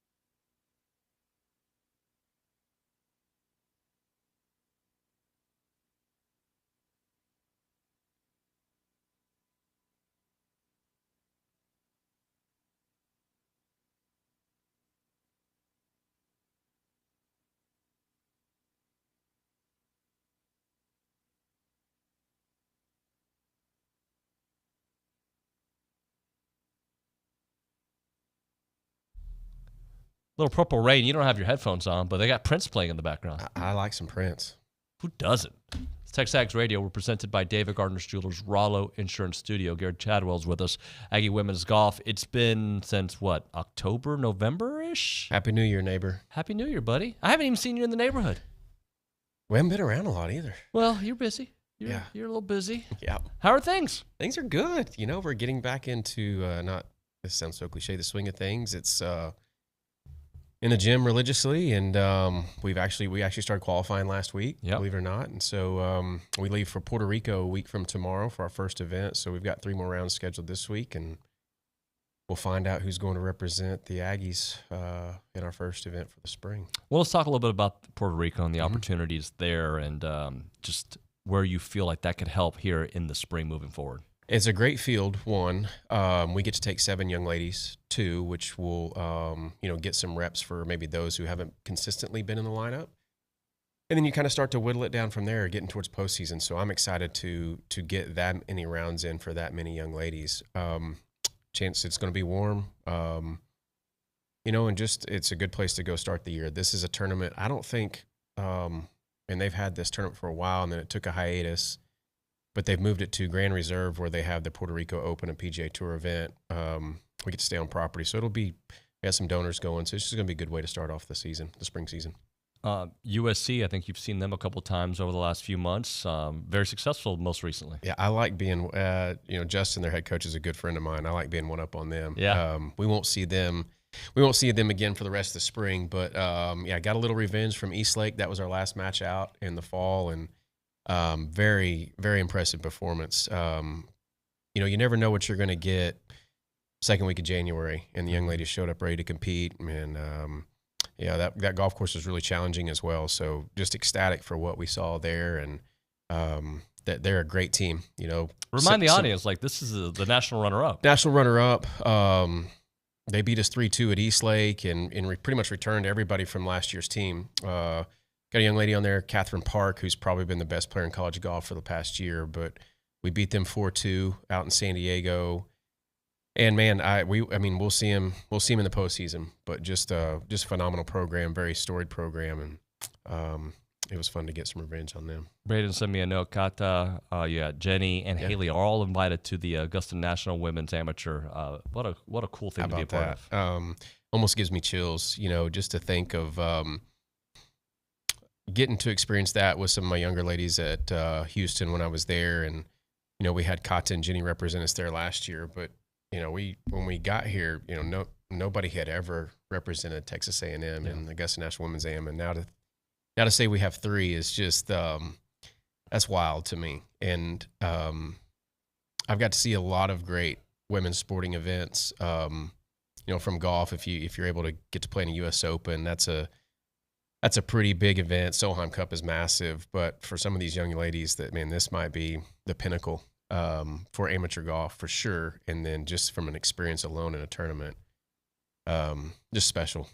So I'm just thrilled to see that. All right, follow me here, because with football we have these expectations. The expectations is at minimum 10 wins, right? That's the fan thought, the analyst thought. Yeah. For your program, you've had such success these first couple of years. Yeah. Do you go into it every year at this point like, hey, our expectation is to always be one of the Final 4 teams and win it all? Or do you have to there's a process, don't want to get too far ahead, or both? I think it's wild how fast it's happened. Yeah. But when you have a group like we've had for the past 3 years, you could see that it was possible. And it built pretty quickly last year. Our first year. And then you ride that experience into the next year, and it was just. I tell you something. It was funny the other day. We were getting some stuff done in the building, and we amassed a lot of trophies last year. And I was like, Gio, we need to kind of move some of these, to the trophy case, and then we can kind of have more current stuff displayed. And I was like, what, we haven't brought home a trophy this fall. All this stuff was from last year, and we had a pretty good fall, but. We're getting in tougher events, so maybe winning is obviously phenomenal. But if you finish top 5, top 3, you've had a pretty good week. So it's the expectation is winning is hard. Yep. It's not head to head. if we were just playing matches, your win-loss record maybe for the young ladies we've had would be astronomically high. But we're trying to beat 14 other teams in the same week. So, I don't want to judge our regular season based on winning. I want to judge it based on experience and getting us ready for the postseason. That's what Brian and I both do. We schedule all the way across the country so that, wherever we get sent, we'll be prepared. But if we have a run like this for however many years, my gosh, it's just such a high bar to try and meet every year. It's a gift and a curse, right? Because it's unfair to expect that kind of every year. Yet when you taste it, it's hard to go back. Hard. Like that was the first year we were here. That national championship run was like, it's just addicting. Yeah. Like you don't get revved up or spun up like you do like that in a regular season. And then to go win an SEC championship, it just felt like, I haven't won a national championship, but it has to feel very similar, the gauntlet that we ran. But we've been blessed. We haven't had any injuries. The transfer portal has been great for us.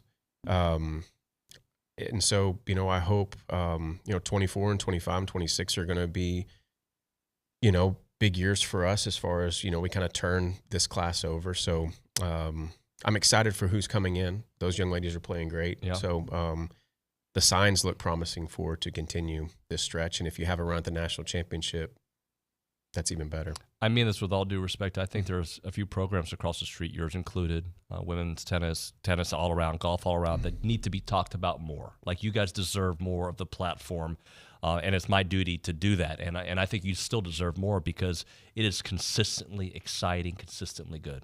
Well, thank you. We're judged based on wins and losses, right? Hired, fired, all that stuff. But in the programs that I've been a part of, you just miss the chance to get to know some of these young ladies. And man, are they impressive. I think we had the highest GPA in the athletic department last year.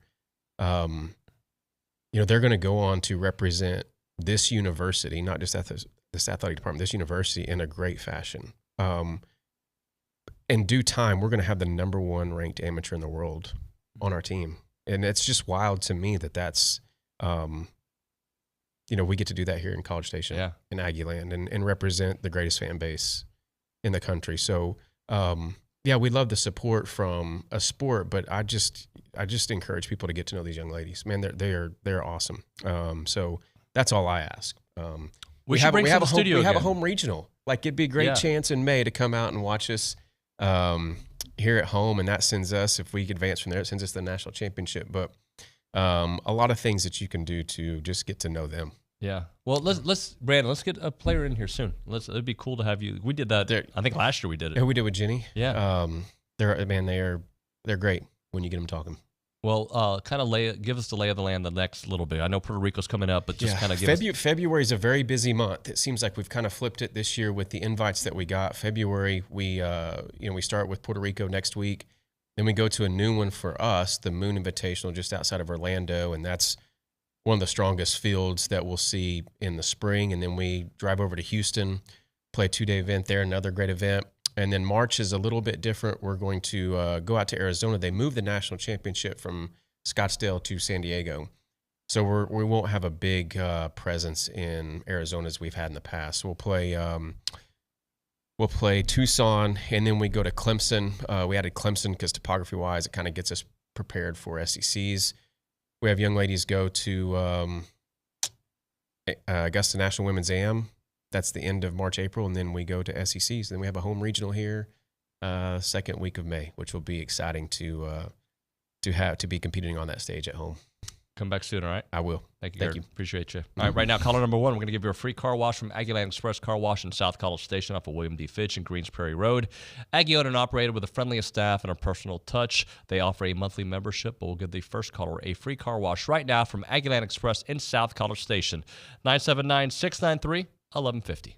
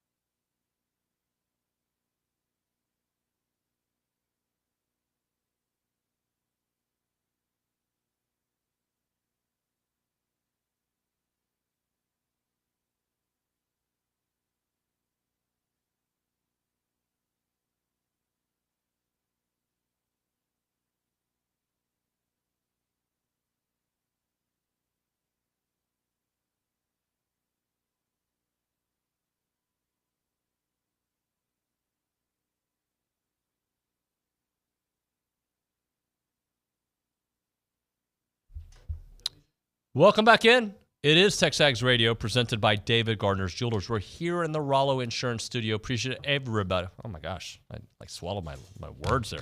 Appreciate everybody listening here on the program. Billy is in the office. Is that correct, Luke? That is correct. So he is here. So he'll be in studio here momentarily. Let's go to the Angry Elephant News and Social Center. Luke Evangelist. Luke, I will tell you, I did a little research. Okay? Yeah. I didn't find your YouTube page. Thank goodness. But I found one of your YouTube pages. Oh, gosh. Which one? Well, probably the one that you've updated the most. Or maybe not the most, but there's some classwork on there. There's a video from 7 years ago, a young shaved Luke Evangelist. I'm not going to share it with the people, but just know that my job before this was as a reporter. And I wouldn't say I was an investigative reporter, but I do investigate everything. And if I need to find that video, I will. Well, I will pay you. Whatever they're paying you at TexAgs, I will double that. And I will pay you to not find it? Yeah, not find it. Pretend that you didn't see it. Then show it to me so I don't have to look for it. Okay, perfect. Deal. All right, Billy's about to walk in. What do you got for us? I've got Chris Middleton making history as the third all-time scorer for the Milwaukee Bucks. He had 12,012 points. Kind of poetic, coming from the 12th man. That's great. And that's how you break that record. That is fantastic. Chris Middleton. Oh, my goodness. Ladies and gentlemen, it is the... I don't even know what, for those watching on the CW and YouTube, you'll see the Detroit Lions fan. What? You're the fan. What's the what? The one what that would people make you see. say that? Because you look like super fan who goes to games. Yeah. That stands out there without his shirt, face painted. Yep. That's what you look like you would do on game day, which is fine. I thought about going face paint. Should have. But I didn't have anyone to do it for me. Somebody has to. It would look weird if I did it. I could have just gone like half and half.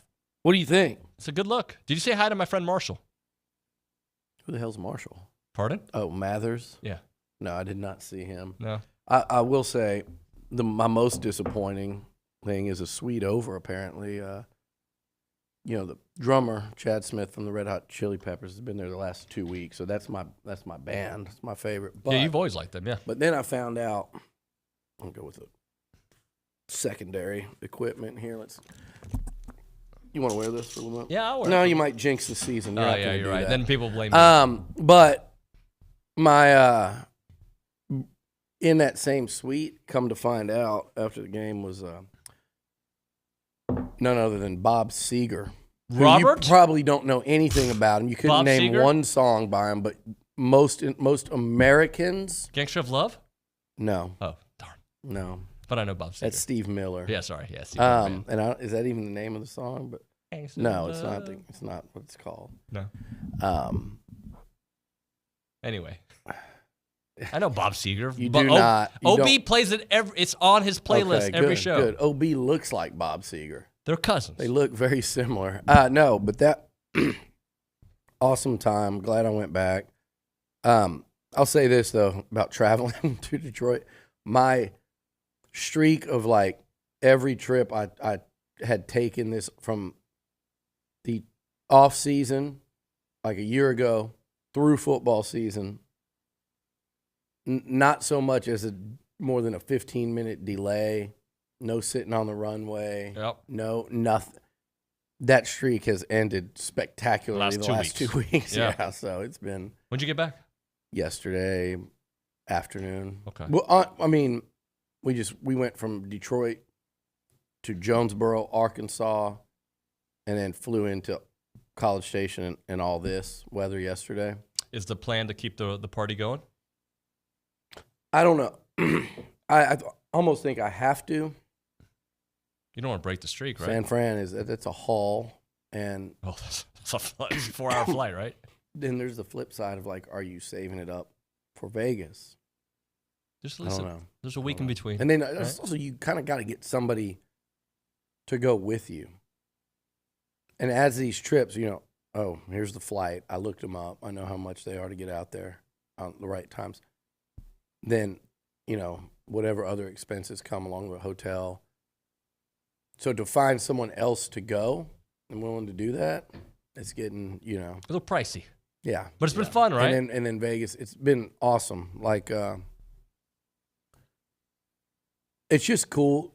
Like I said last week, the atmosphere, the environment in there is amazing. The fans, you know, again, like I said, you see people crying, you see people, but just getting to see like Dan, Aggie, Coach Clark.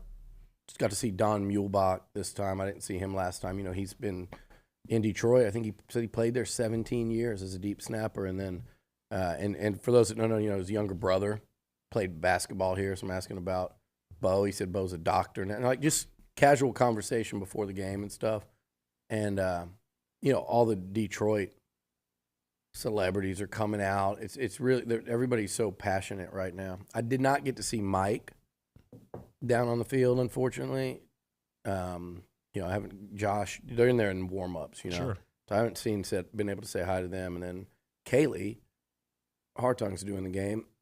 But before the game, she's on the other sideline. And NFL, you really can't, you know, you can't wander around. So yeah.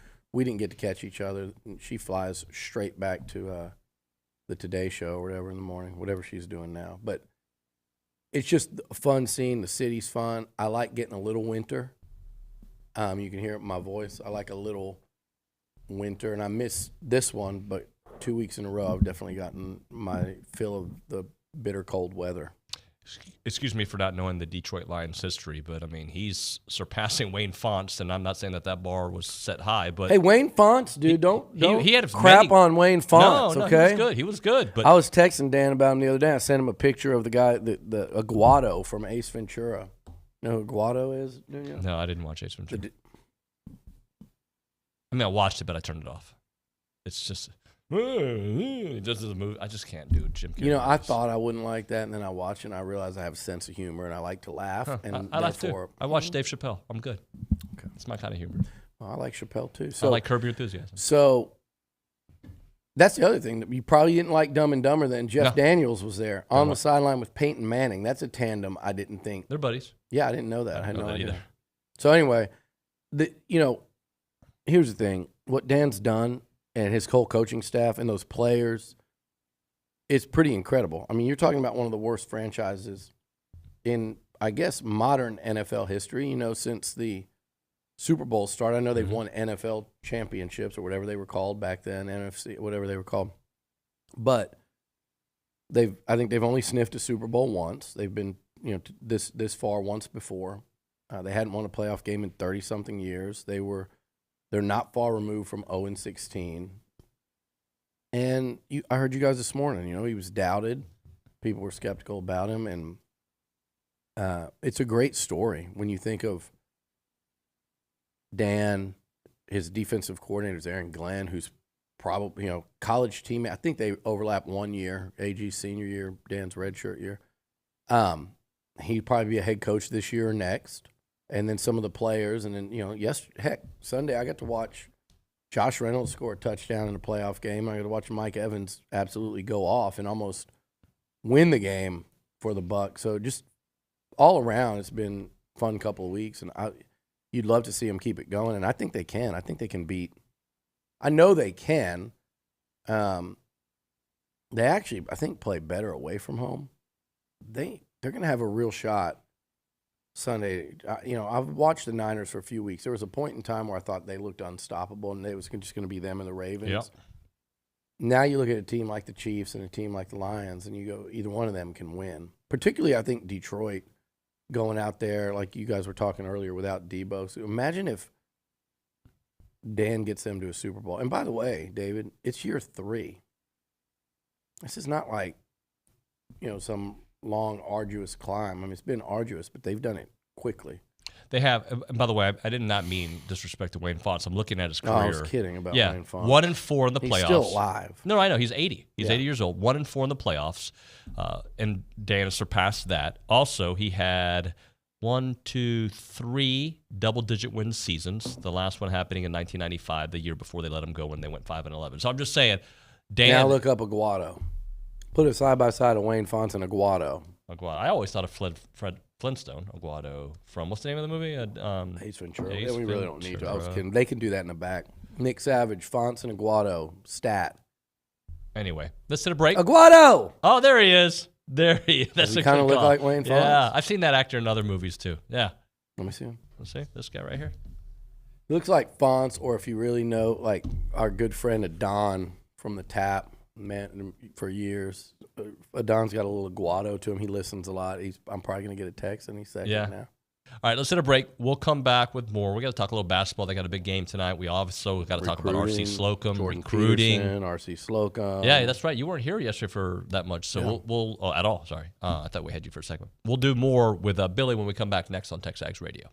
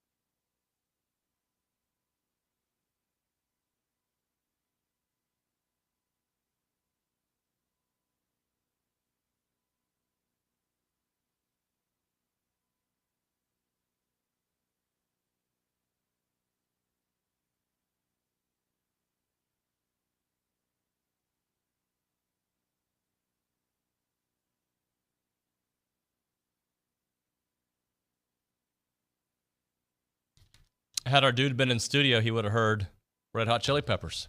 TexAgs Radio presented by David Gardner's Jewelers Rollo Insurance Studio. Billy is here holding court upstairs, talking to his buddy Richard Zane about the Detroit Lions experience. Short segment here. We've got about 6 minutes to play with, 5.5 to be honest. Let's go to the Angry Elephant News and Social Center. Luke, talk to me, buddy.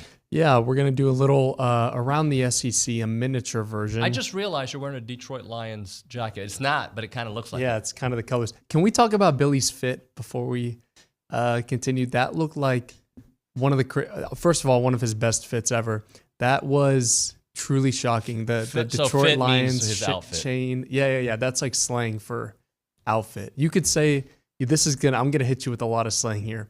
You could say Billy got that fit on. He's got it on. Billy's got the fit on. He's got the fit on, yeah. So great fit, by the way. When the I think Detroit of you, Lions I think chain. of slang. That's what I think. Fling? Slang. Oh, slang. Yeah. It goes hand in hand. So yeah, let's go ahead and get to around the SEC. When's the last time you used the term yo? Right now, yo, let's do around the SEC. Yo, what's up? Probably when I had a yo-yo. I would just hit it like yo, back to back. Not your best joke. Not your best joke at all. I know. Oh, he's here. Ladies and gentlemen, without further ado, there is Guado. Those of you watching on the seat. Tell me I'm wrong. Tell me where I'm wrong. And it really looks like a Don. I'm sorry. I can't. Sorry, Dom. All right, go ahead. Anyway, let's. You want to go? Who does? Go ahead. I don't know where you're going to say. Who's Jordan Peterson look like? Because that's who I want to talk about next. You want to do him right now? We can do that right now. Let's go. Yeah, let's go. Jordan Peterson shares a name with the conservative Canadian podcaster. Oh, is that guy that's on Rogan a lot? Yeah. And talks like this. He's got like a very, yeah. He's good though. I like Jordan Peterson. Anyway, some of those guys are pretty interesting. That's the beauty of that show. That'll introduce you to people you would have never thought about listening to or reading about them. I like a good show that'll just go all over the spectrum. You know, you just don't know what you're going to get. Sometimes that's TexAgs Radio. It is. Jordan Peterson, thoughts on the hire? That's what you were alluding to for a little bit, and they ended up getting it done. Well, I think it was an opportunity, like I said, to upgrade. Some would say, well, look, they would look at what's his name? I've already forgotten. From Auburn. They'll look at his resume and go, he's Wesley McGriff. He's been around for a long time.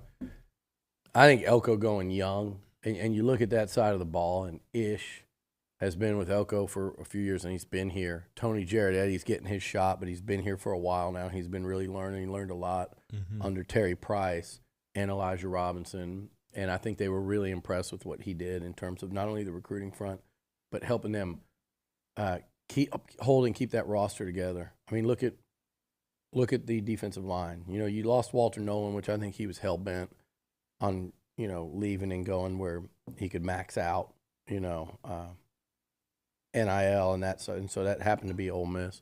Sean Spencer's got some real experience. Jay Bateman's got real experience. And then Jordan Peterson is considered a real up-and-comer. And you're bringing him back to Aggie land. Kansas, and when I say this, I know some people there. They did, and you could see on Twitter, if you don't need to know anyone to read on Twitter how crushed they were that he was leaving. And I mean, when he left and when Colin Klein left, those fans at those places are really, really not happy. And that's, like I've said before, that's never a bad sign. But Jordan, the Kansas folks were really bummed. That was their co-DC. He gets the same title here. He coached 2 safeties this year to being or 2 DBs he coached. He had the secondary. One at Kansas was a first-team All-Big 12 pick. Another was a second-team All-Big 12 pick. And on top of that, he's rated as the number one by one. I think it was either 247 or On 3. Rated as the number 1 recruiter this cycle in the Big 12. Now, in fairness, like people freaked out. Oh, what about Jeff Banks? What about It's not including OU and Texas who left, but of the teams in the Big 12 it's now, Kansas, by the way. which also includes a new one, and it's Kansas.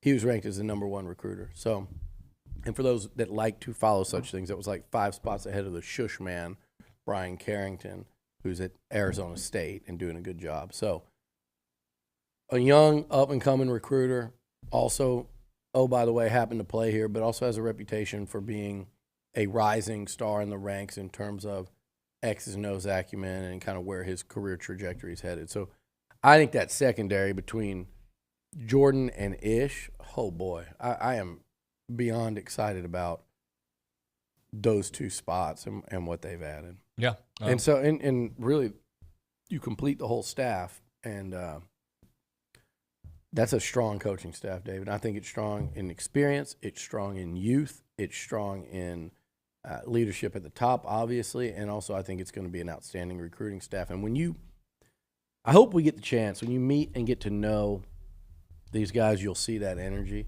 And then also, like, the director of football ops and, recruiting and all these positions they've created, everybody's so impressive What are you doing? Counting down. 3, 2, 1. We'll be back.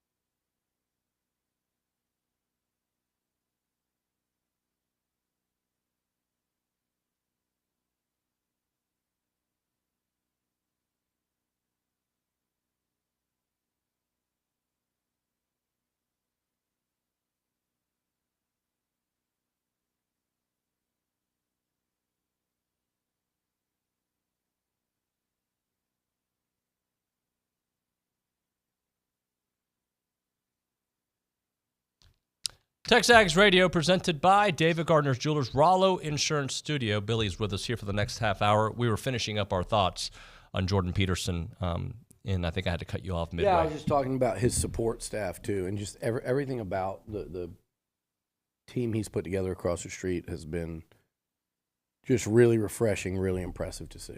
Yeah. You had actually, well, I don't think you talked about it on radio, but you had heard some rumblings that RC might become the interim AD that was announced yesterday. Yeah. I call him the cleanup man because I think he's just he. There's not that much that needs to be done, but he's a guy that you can trust to do it until they find the right guy. Absolutely, and you never know what might need to be done. Yeah. So you do have to be very confident in who you bring into that role, and you've got to be really aware of what he's capable of. And RC, look, he's never gone away, and I mean that in a good way. Sometimes you say that if it's the wrong person, it ain't a good thing. With RC, it's a great thing for Texas A&M. But he also is – I just think he does a great job of always being here, doing whatever A&M asks or needs of him, and diving into it, but also being hands-off. Like there's 0 point – and that's – I'm telling you, you don't – how hard that is for former coaches that were in his position for as long as he is. And he's so comfortable in his role now of just being an Aggie legend and someone that he understands how he can help in a ton of different ways. He's hands-off and just a fan of the school, of the football program, of being an Aggie until he's asked. And then, you know, it's that 12th man spirit. It really is. Like, yeah, you need me to be, an interim AD? I got it. He's done it now. This will be the second time. There is stuff going on behind. If they don't hire a guy, I think there's some women that could be drawn strong consideration as well once this gets going. But if they don't hire someone it might take 2-3 months. Who knows? It might be a lot shorter than that, but it could be a deal where they say, look, we want to take our time and get the right person here. It might take, if it's 2 months, you don't know, like in 2 months of athletics, like what can go on, what can go down. And he's going to be representing A&M at a lot of meetings, at a lot of SEC and national things. I mean, he's the guy that goes. He's the one that comes back and reports back on what's going on. So there is plenty going on. And then the new hire is going to meet with him and talk to him about how the last couple months have gone and what's, where things are at that exact moment. So it's actually a very important, more than just, and I don't know, that's not what you were saying, but some people would think it's just a tip of the cap, placeholder. Hey, yeah, you're icon. We're gonna name you the AD. He's got real work to do, is what Absolutely. you're saying. And he's more than capable of it. So, not to ask you for a timeline, but do you think this is something that I think they started it yesterday. Yeah. I think they started it yesterday. So, I don't whatever think they want. It's look. I've talked about it. There's a couple of really attractive options within. There's a couple people that have ties to this place that are attractive options, but also I am 1,000% convinced that they're going to go on a bigger search. They're going to cast a national net. It doesn't discount the folks here closer to the situation or ADs around this state and region, but it's going to be national. It's going to start here and it's going to expand national. And it'll be interesting because there's a lot of factors. I mean, I do think I'm not the big, oh, you got to know A&M, you got to know the A&M guy, but I do think there are some real benefits to that in this day and age. But I also think no matter what, no matter who it is, you've got to have a strong president that can say, hey, crap hasn't worked around here. There's some things we have to change. Culturally, the process of how we do things, of who dictates what, it has to change. That's not working. I think you have a head football coach that will do the same. And just kind of say, hey guys, like we've been through this many coaches. They're not all bad coaches. If we want to win, we have to do some things differently. Now you need the AD. So whoever that is, they have to come in and be strong enough to stand side by side with those two. And those three have to be linear and unified and say, look, the way things have been done here, almost like since Bill Byrne came in and did a great job across the board in sports early on. It's been a long time. And part of it is I think they need a unified front there to say, let us do our thing. And believe in us. So in order to do that, President Welsh has to make the right hire in terms of what that person is made of, but also, the credibility of said person when they stand there and, do that. So it doesn't have to be a piece of paper with their resume and credentials. Credibility and resume are two different things. So right now I could see them going any which way. Could you see them, or no, let me rephrase it. Would you be okay, you, Billy Liucci, as a fan and as a analyst, if they went outside the box? They're like, somebody who's not been in college sports but knows how to run a business and knows. Yes, but here's the thing. And I heard y'all talking about that this morning too. That's a lot more risky, in my opinion, because there are a lot of ADs that are just kind of, to me, that have just kind of come through the system. They're what I call like system ADs. They come out of grad school and they go into the athletic director training program, and they have a bunch of, catchphrases and buzzwords. And I know Pat Forty wrote that about Ross, and Ross certainly had those catchphrases and buzzwords. And I listen to other ADs around the country, and if you really listen to them, if I don't know what in the hell they're actually saying, if you listen to their words, coaches the same way. Coaches in any sport and athletic directors, to me, if you listen to what they're saying and you're paying attention and you're not on your phone and what they're saying doesn't even make any sense, then get their asses get them out. Like, to me, it's the number one sign to me, and a lot of athletic directors will get up there and they'll just throw out a bunch of word soup. And it makes like if you really listen to what they're saying, you go, this is not a coherent thought. It's all over the place. It's just trying to present strength and confidence and, what do they think it is a leader. Screw that. Like, go look at Dan Campbell. Go listen to one of his pre or post game speeches. That's real. If you listen to what's being said, it's not a bunch of BS. Listen to Mike Elko at the podium. That's real. Genuine. I'll say this, man. Like, sometimes I'll listen to like Steve Sarkisian says stuff. I don't think Brent Venables does. Brian Kelly does. Nick Saban does. Like, you can, to me, like sometimes Dabo Swinney does not. So be careful. And if you go outside of the athletic, but I say that a lot of them are like that, so you have to be careful. But a lot of them are really damn good. And it's not just the 5 that you think you can't hire. Because I'm going to say this. I don't think this is the most attractive job for an athletic director right now. I do different than not football. think this is, no, it's way different than football. This is not a very attractive job for an AD. Because they've seen how they've cycled through. They've seen Scott Woodward leave for LSU. They saw Ross Bjork, and I don't think Ross was going to be renewed, and I've been fact-checked on that. Ross was coming up not this summer, but next. But I don't think he was going to be renewed, and I think he knew that at any moment they could clip him, and he got out. But, and smart by him to do that, especially to end up at a place like Ohio State. But the reality is, Scott Woodward left.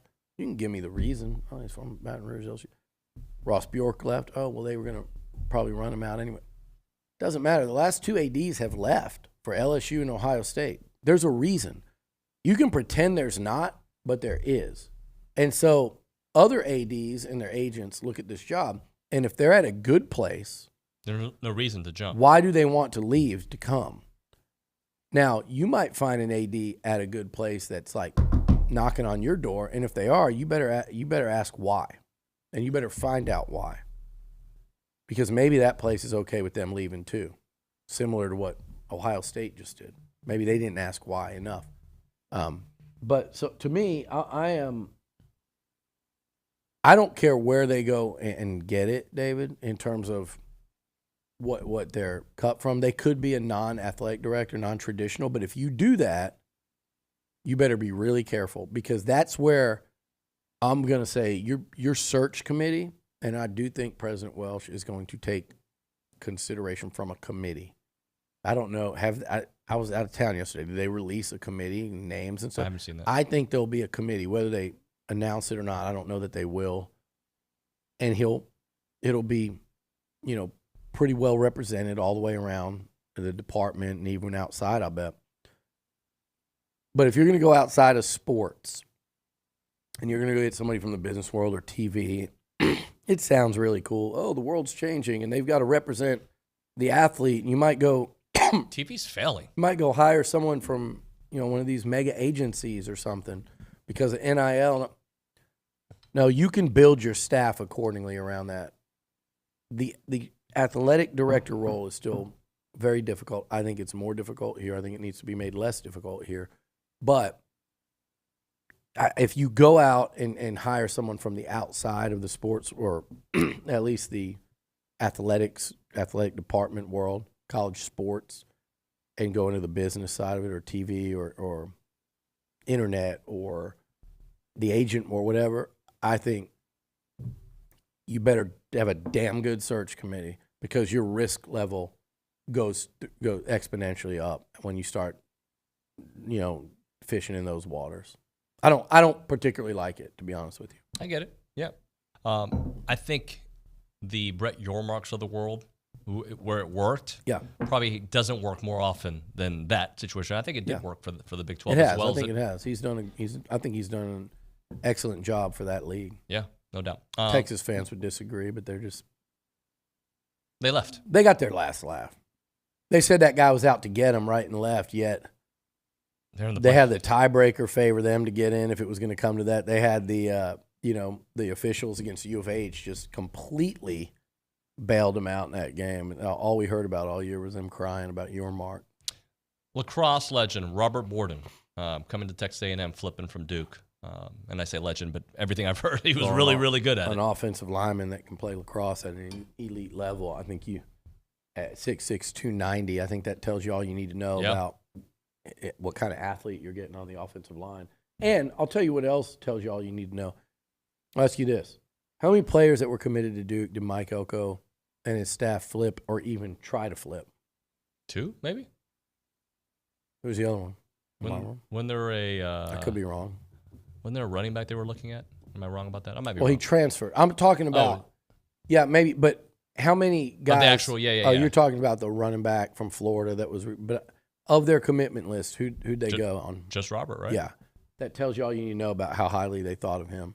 I mean, there are needs, too, so some positions maybe they would have if there was a bigger need, but obviously they held him in the highest regard, particularly Coach Cushing and probably Coach Elko, in terms of what they were looking for up front on the O-line. And, look, I love the 3-man class they have right now, the guys that they did sign. But to me, every year you want to sign 4, if not 5 or 6. Yep. 3's tough sometimes. You go get 3 high school offensive linemen. So I like adding a 4th, and I really like adding an athlete like this. This guy can move. He looks nasty on the field, and the ability to play lacrosse, forget about the speed, but like the footwork required to be good at that sport. And the hand-eye coordination, that stuff matters. You're not hitting a baseball out there, but you're trying to time things up. You're trying to time moving targets like rushing offensive linemen. He certainly seems to have a feel for that. So I like the pickup. I think it's pretty exciting. Now I really like this O-line class when you talk about the 4 that they've got. And there it is. You've got this is the whole class. This is the entire class right now between Ashton Funk, Papa Fua. I loved Blake Ivy. Yeah. When they got him, that he was so quiet in recruiting. We never really talked about it after. And Funk was so early.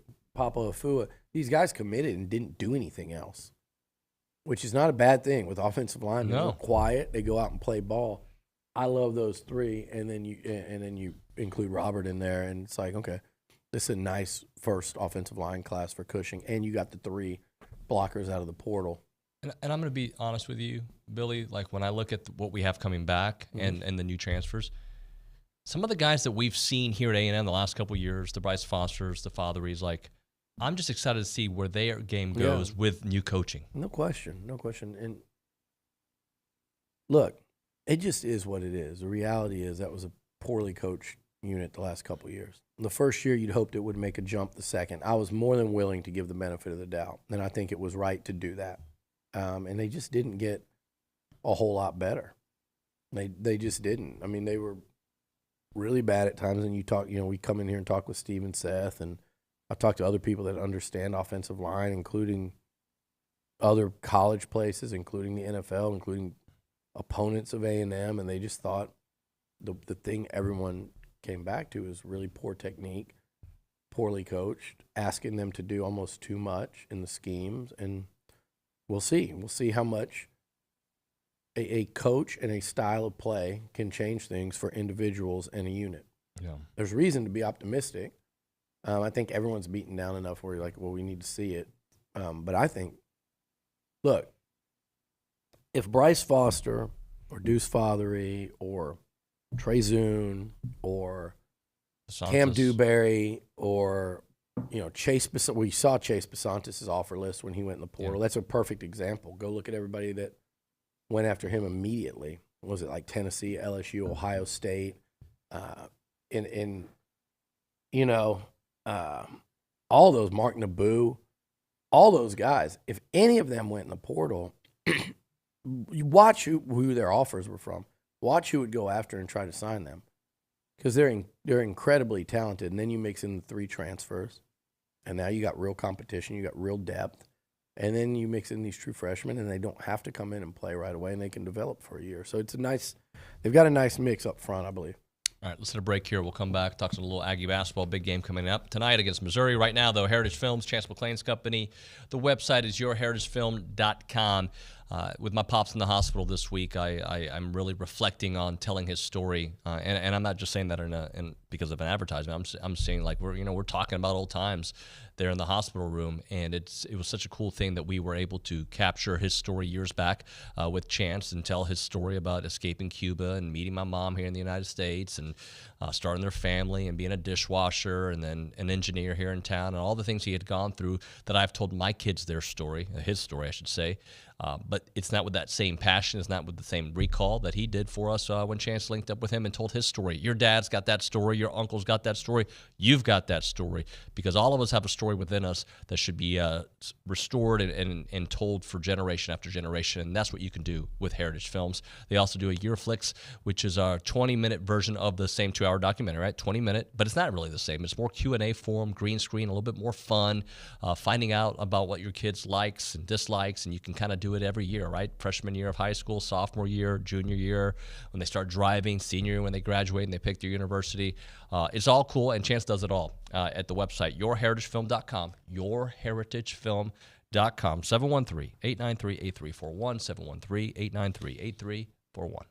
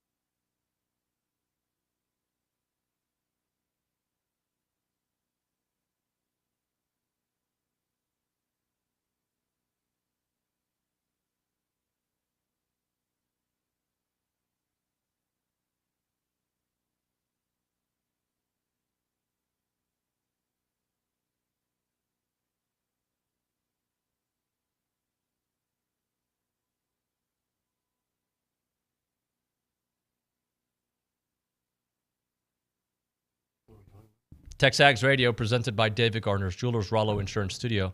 But I'd like to end the show with a little basketball talk. We'll end this segment with basketball talk, not the show. We still got a recruiting country to go. Big game with, to me, what I feel like, I talked about Chance McClain and benchmark videos. This is a benchmark game for A&M because you're at home where you're expected to win. You should be better than Missouri. You're coming off a big win on the road. These are the games you have to build a little momentum moving forward. It's never easy in this league. Nope. And don't discount Missouri. They were a tournament team last year. That was a tough basketball team, but they are not playing good basketball right now. They haven't this year, obviously. Mm-hmm. You need to keep them down. You know who else has one conference? I don't know what they did Saturday. They're 0-5 in conference. You know who else has one conference win? Who's that? Who would be 0 for one for Texas A&M? Arkansas. Oh, yeah. And I know Arkansas looks like a better team. They've got 3 straight Elite Eights. They've got the Must Bus, and they've got, they appear to have better players. But still, Arkansas would be 0 for in the league had it not been for a 1-point win over A&M, last second win. So Aggies have to be careful. You can't take anything for granted. I think Buzz will make sure and let these guys know you ain't that good yet. You've won, you've got a 1-game winning streak in conference play. But they've won 2 out of 3. Okay? They've won 2 out of 3. We know they have their flaws. We know they have their weaknesses. Had it not been for that woeful start in Fayetteville, maybe they've got a 3-game winning streak. Maybe they're playing better basketball. That Auburn game, they seem to have competed with Auburn as well as anyone has lately. So it looks, if you really start to dig, you can convince yourself that, hey, they're playing better basketball. It's starting to do this. You can't stub your toe. You see they're 11th in the conference right now. That can change in a hurry. I heard y'all talking. You got 3 home games in a row. You've got Missouri, Ole Miss, and Florida. And then you go to Missouri after that. Those are 4 very winnable games. You can lose any one of those games. You could lose multiple, but those are 4 very winnable games, especially when 3 of them are at home. The Aggies need to go on some kind of a run right now. And then you see Tennessee, obviously, but they're at home. And then at Vandy. This is a stretch to make some hay. They've got to play better than they've been playing. This can't be their ceiling. Even that Kentucky game, if you played like that every game, great. They'll win a lot. But, I mean, this recent run of play cannot be their ceiling. They have to be continuing to get better. And if they do that, I think you could see them start to climb the SEC standings during this stretch of basketball. But like you said, I would say it has to start tonight. It needs to continue. I think it kind of started at Kentucky. And again, like I said, I think they went out there a couple days later and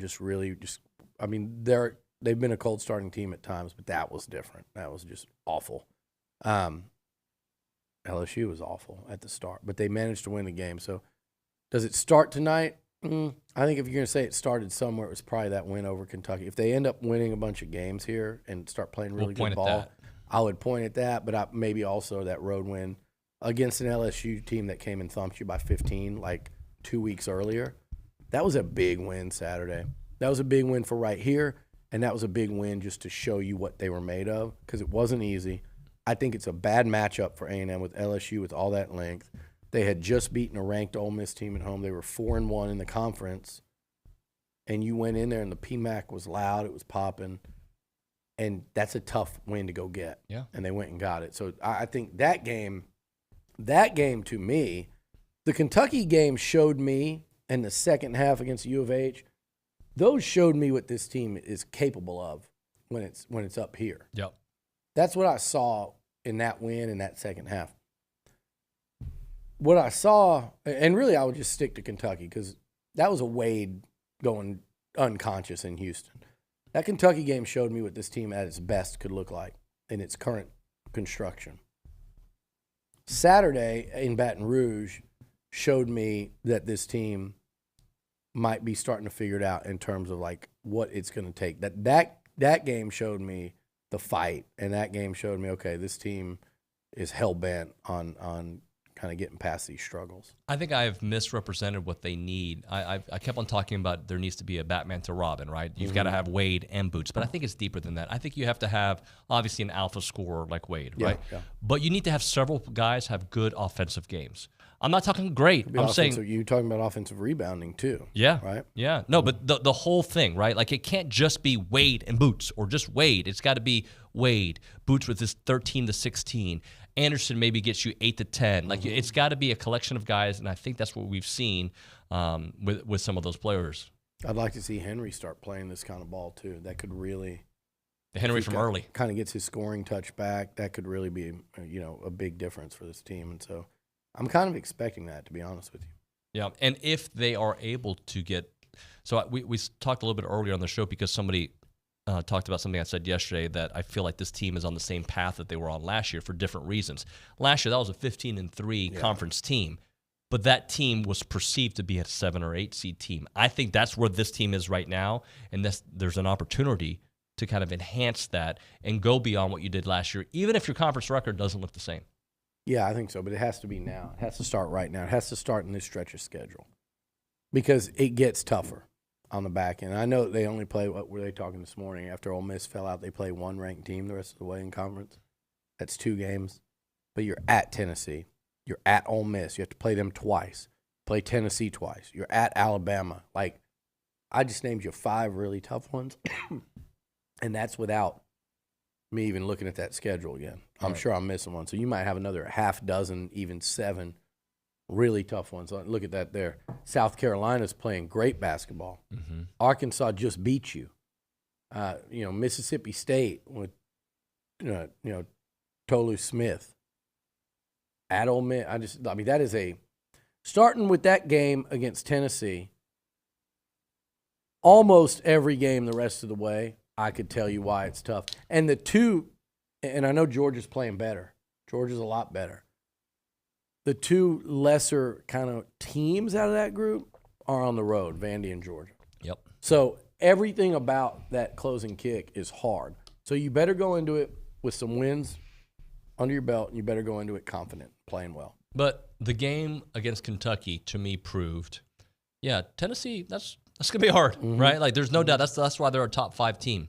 But you can beat top 5 teams when you play your game and you force their team to play your brand of basketball. I wouldn't say they did that against Kentucky because Kentucky was able to score. But the closing minutes, it was A&M dictating the tempo. Yeah, you're right. Yeah. All right, Billy, thank you, sir. Thank you, Dave. Who you got? Howell on? Jason Howell. Nice. Yeah, a little recruiting country. We'll probably By talk. the way, Bronny's on his honeymoon. Great wedding this weekend. Congratulations, Ryan and Ashley. And congratulations to Dalton. Oh, yeah. And Ashlyn. Baby Huey has arrived. That's awesome. I need Baby to call him. Huey. I have not had a chance to talk to Dalton. But with the compliments comes the reality. Bronny, whatever size he is sitting there on the beach right now on his honeymoon, posting. You know, Luke, you're on Instagram a lot, right? You know how girls post like the picture of the little hot dog legs? Yeah. It's like the pool or the beach, and you just see 2 knees, and they're just sitting there, and it's a picture like, I'm going to get my knees and the water, whether it's a pool or beach, and it's like, hot dog legs. Little hot dogs. Bronny is posting that picture of himself. Belly so showing it's like his like, uncooked hairy hot hairy dogs. tree trunk Dudes legs. aren't supposed to do that. I've never seen a guy do it. I've never, ever, not once, seen a guy do that. Huh. And those ain't hot dog legs. I can't wait to go to the beach. Go look at his Instagram. I'm good. You'll probably do it too then. No, I'm not going to show my knees. You're going to be second. Here he is, second guy ever I'll just to be do it. flexing by the beach. Okay, I got to go. When we come back. I'm going to take my chain and hit the road. Nuño. I would let you wear this, but like I said. Hey, we let the good times roll. We'll keep it going. And once again, I don't bring Zane, and the Lions win. So he should thank you. He should thank you. Yeah.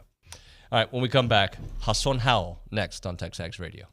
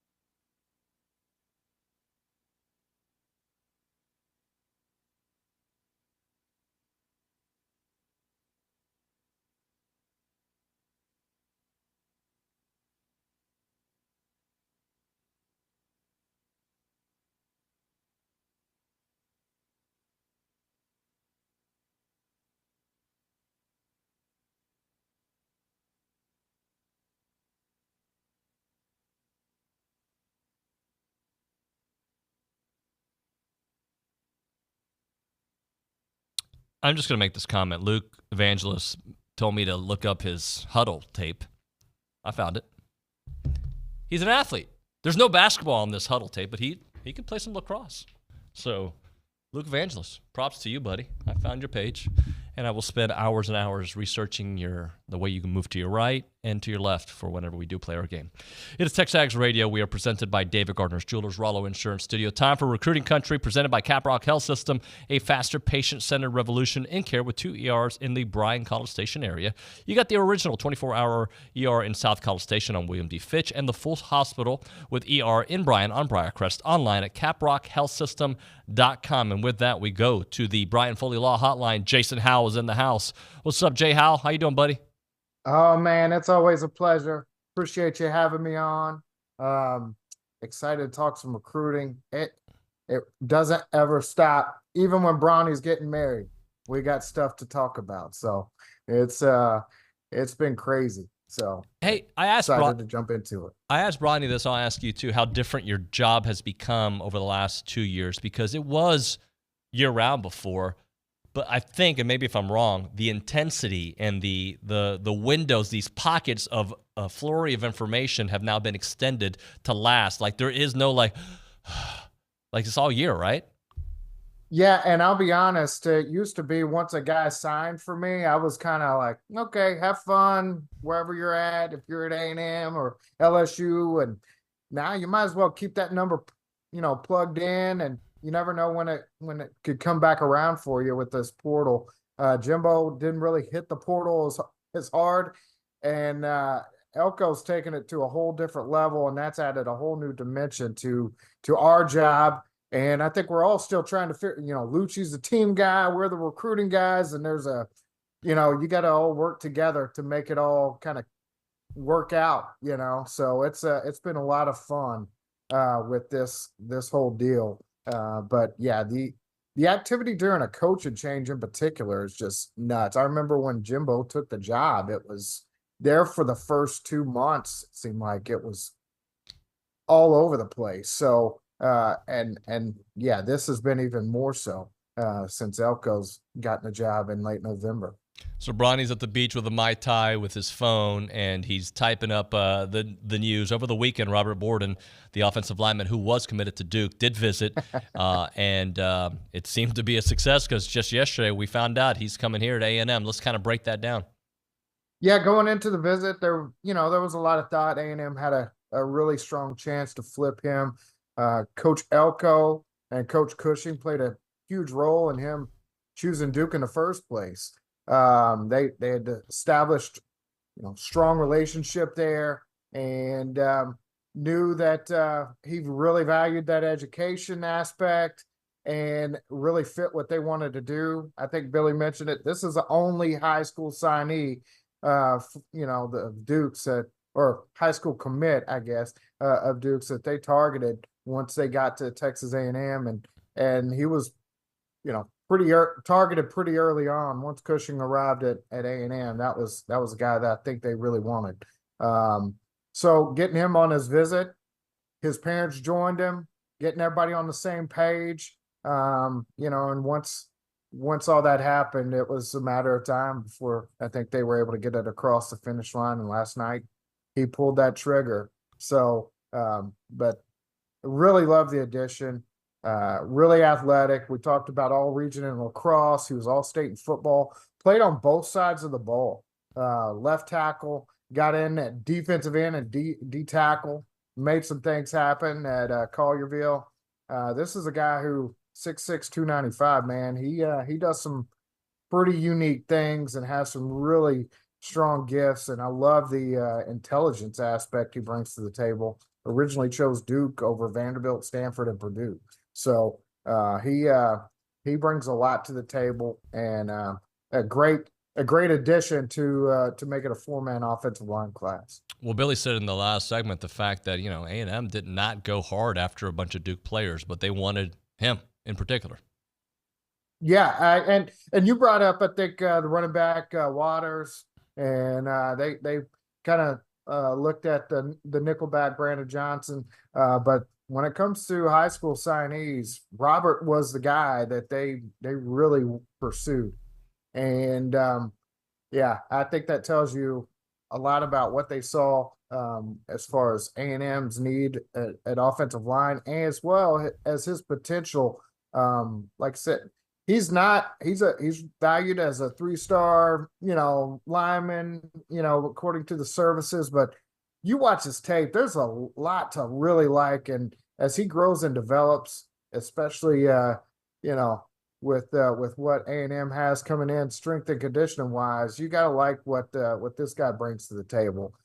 He's a guy that I think we could be talking about over the in the next couple of years as a true value, a true find, and a valued part of the team.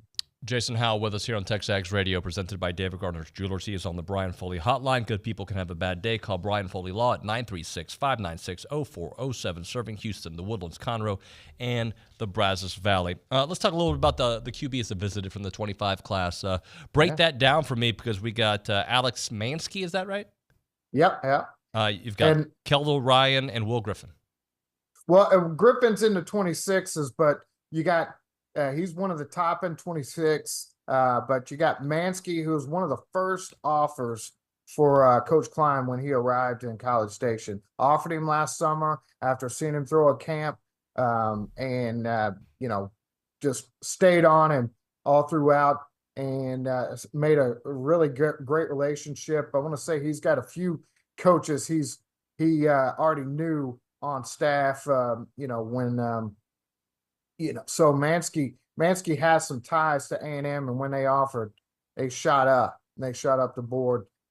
Joining, I think he told me before the visit, Nebraska, Iowa State, Kansas State, Minnesota were up there with A&M, and this was his first chance to get out there. I think they put a good foot forward. He wasn't planning to commit or anything coming into the visit, but this was a chance to really make an impact in that recruitment. And but 6'3", 205-pound athlete, 3-time All-State. I think at 3 different positions, maybe cornerback, receiver, and now quarterback this last year. So he's a very versatile athlete, great size, and you watch the tape, his size jumps off the film, man. He can, he's got a big arm, athletic. Keldor Ryan is a guy that A&M didn't offer, but they've had their eye on him for a long time. They made a trip to All Saints when they first arrived in College Station. He's a guy that they really liked at Duke, so they have a prior knowledge of him. And I think it was a chance for him to get on campus, get to know Coach Klein, and it sounds like I've been told that they're going to stop by All Saints tomorrow and check in with him and see how things are going. But he's the guy in state that I'd probably put up there at the top of their in-state board. They've really shown a lot of interest and attention there, and he's a guy to watch for. And Griffin is a guy that Coach Spencer, Coach Chaos, has been recruiting since the 8th grade. So this is his first chance to get out to Texas A&M, and he was blown away by the Kyle Field atmosphere. Spent a lot of time with Coach Elko and Coach Klein, and he said yesterday in our interview that he's planning to come back. So, but this is a guy who's got offers from all across the country already as a 26, and has been a 3-year starter in Tampa Jesuit. So definitely a guy to keep on your radar. A couple years away, but all 3 of those guys are going to be, I think, names to watch down the line. Jason, I found out today Jackson Miles, who works in the back, and maybe I should just be reading more often, that Nick Scorton's related to Terry Bussey, and or there's some relationship there that I wasn't aware of. And just I say that, maybe explain the relationship and then where things stand with Terry, because I know he was at LSU. He's got a couple other trips planned. Yeah,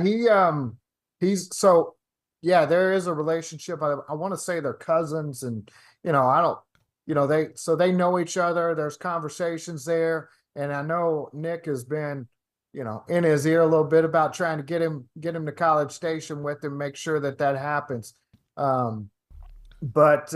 Yeah, he's got Georgia coming up this weekend, an official visit. He didn't visit LSU. Now he did tweet that picture that stirred up some internet internet uproar, I guess, and some conversation there and some concern. But you know, he was actually at the Polynesian Bowl this weekend, putting on a show on Friday night, and did it pretty big. Got an interception, had a couple big receptions. They didn't let him return, but he was fielding punts and kicks, and he definitely is a guy that A&M's going to do everything they can to hold on to. I know they had 6 coaches at his basketball game right before he left for the Polynesian Bowl, including both the offensive coordinator and defensive coordinator. So they're getting after him. He's got Georgia this weekend. He'll be at LSU on an unofficial next week, and then he'll close out his visits, it looks like, with a trip to Texas A&M on the last weekend before signing day. If you're A&M, I think you got to feel good about that, having that last chance to put the clothes on him, seal things up at the very end. So, but obviously you got to keep an eye on Georgia anytime they're in a fight, and LSU has been there from the go. So they're something to watch.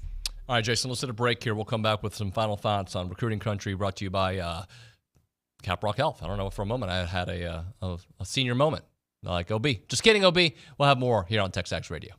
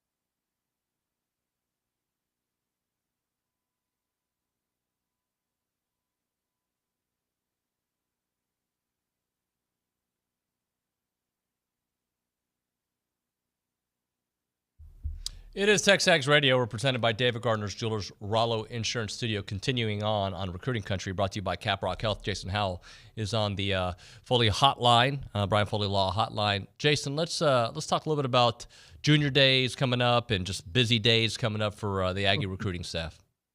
Yeah, this weekend, January 27th, is going to be a pretty big one.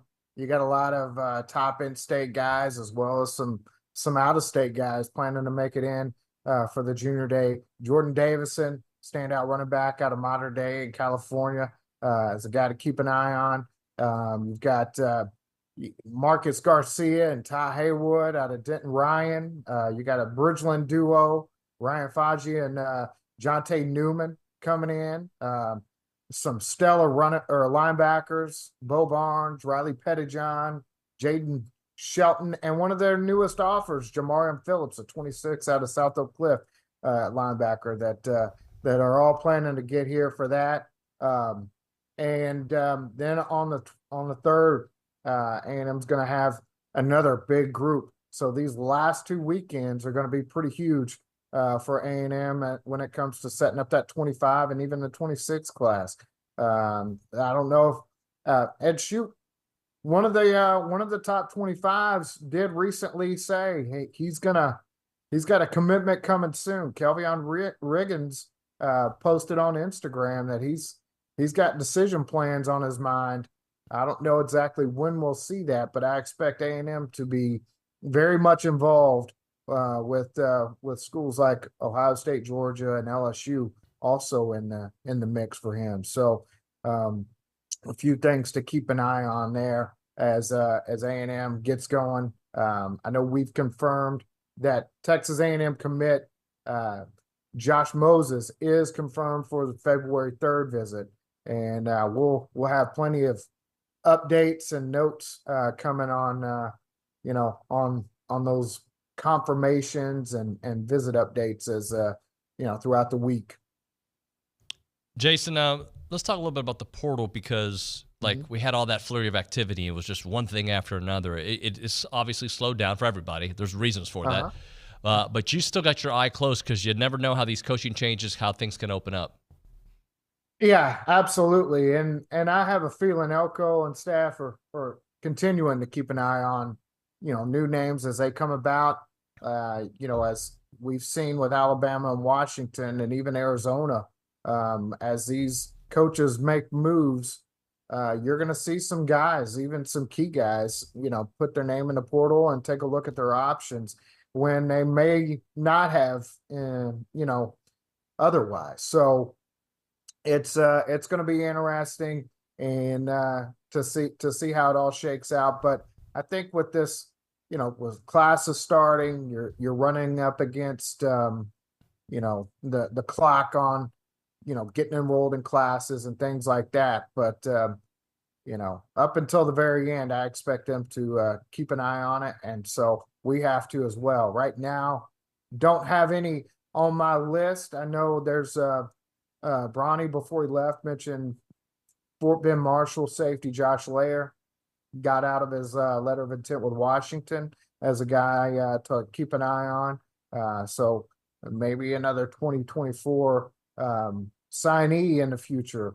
But as far as the actual portal, I guess we'll see. But I think that window is starting to close, and maybe you'll see something in the spring after spring ball. And then if they were to put their eyes on particular position groups, wide receiver, linebackers, kind of like maybe some areas that you could see them maybe look? Yeah, I would say, receiver, or linebacker you mentioned, maybe another defensive lineman in there. I really think offensive line seems to be shored up pretty well. But I think if there's a best available guy, if there's just a guy, there may be a guy you just can't not take a look at. And, I think that's always a possibility as well. But, you hit it, receiver, linebacker, D-line, shoot. Isn't it crazy not to say cornerback in there or DB? I mean, that was like number one when this whole thing started, and to see what they've done. to shore up every position, but much less that one. You have to love what Elko and them have done, and they attacked it with a plan, and they've made headway. Jason, we got about 30 seconds left. Elko's going to be on the road visiting high schools, right? Yeah. I think the weather may keep him off the road today, but I expect him to get out there and make some waves out there and check out a lot of kids. Last week he was in DFW. Yesterday he hit Belleville, and I think he was at Cy-Fair, I know, and I know he was in Houston. So he hit up some spots yesterday, and I expect him to be out there throughout the week until this weekend approaches. Appreciate you, Jason. Thank you very much. Always. All right, it's time to end the day with Double Days. Caller number 12, 979-693-1150. We'll hook you up with your choice of a dozen pepperoni rolls or a large one-topping pizza from Double Days, serving Aggieland since 1984. Double Days has been serving up your favorite pizza and world-famous pepperoni rolls with reliable in-house delivery, bringing piping hot goodness straight to your door. Just click doubledaves.com, and your favorites will be on their way. All right, that's going to do it for TexAgs Radio here on a Tuesday. Tomorrow on the show, we'll have John Harris. We will have Pat Henry. We'll have a lot more to Coach Tom Schuberth and more. That and more. Thanks so much for watching and listening. We'll see you mañana.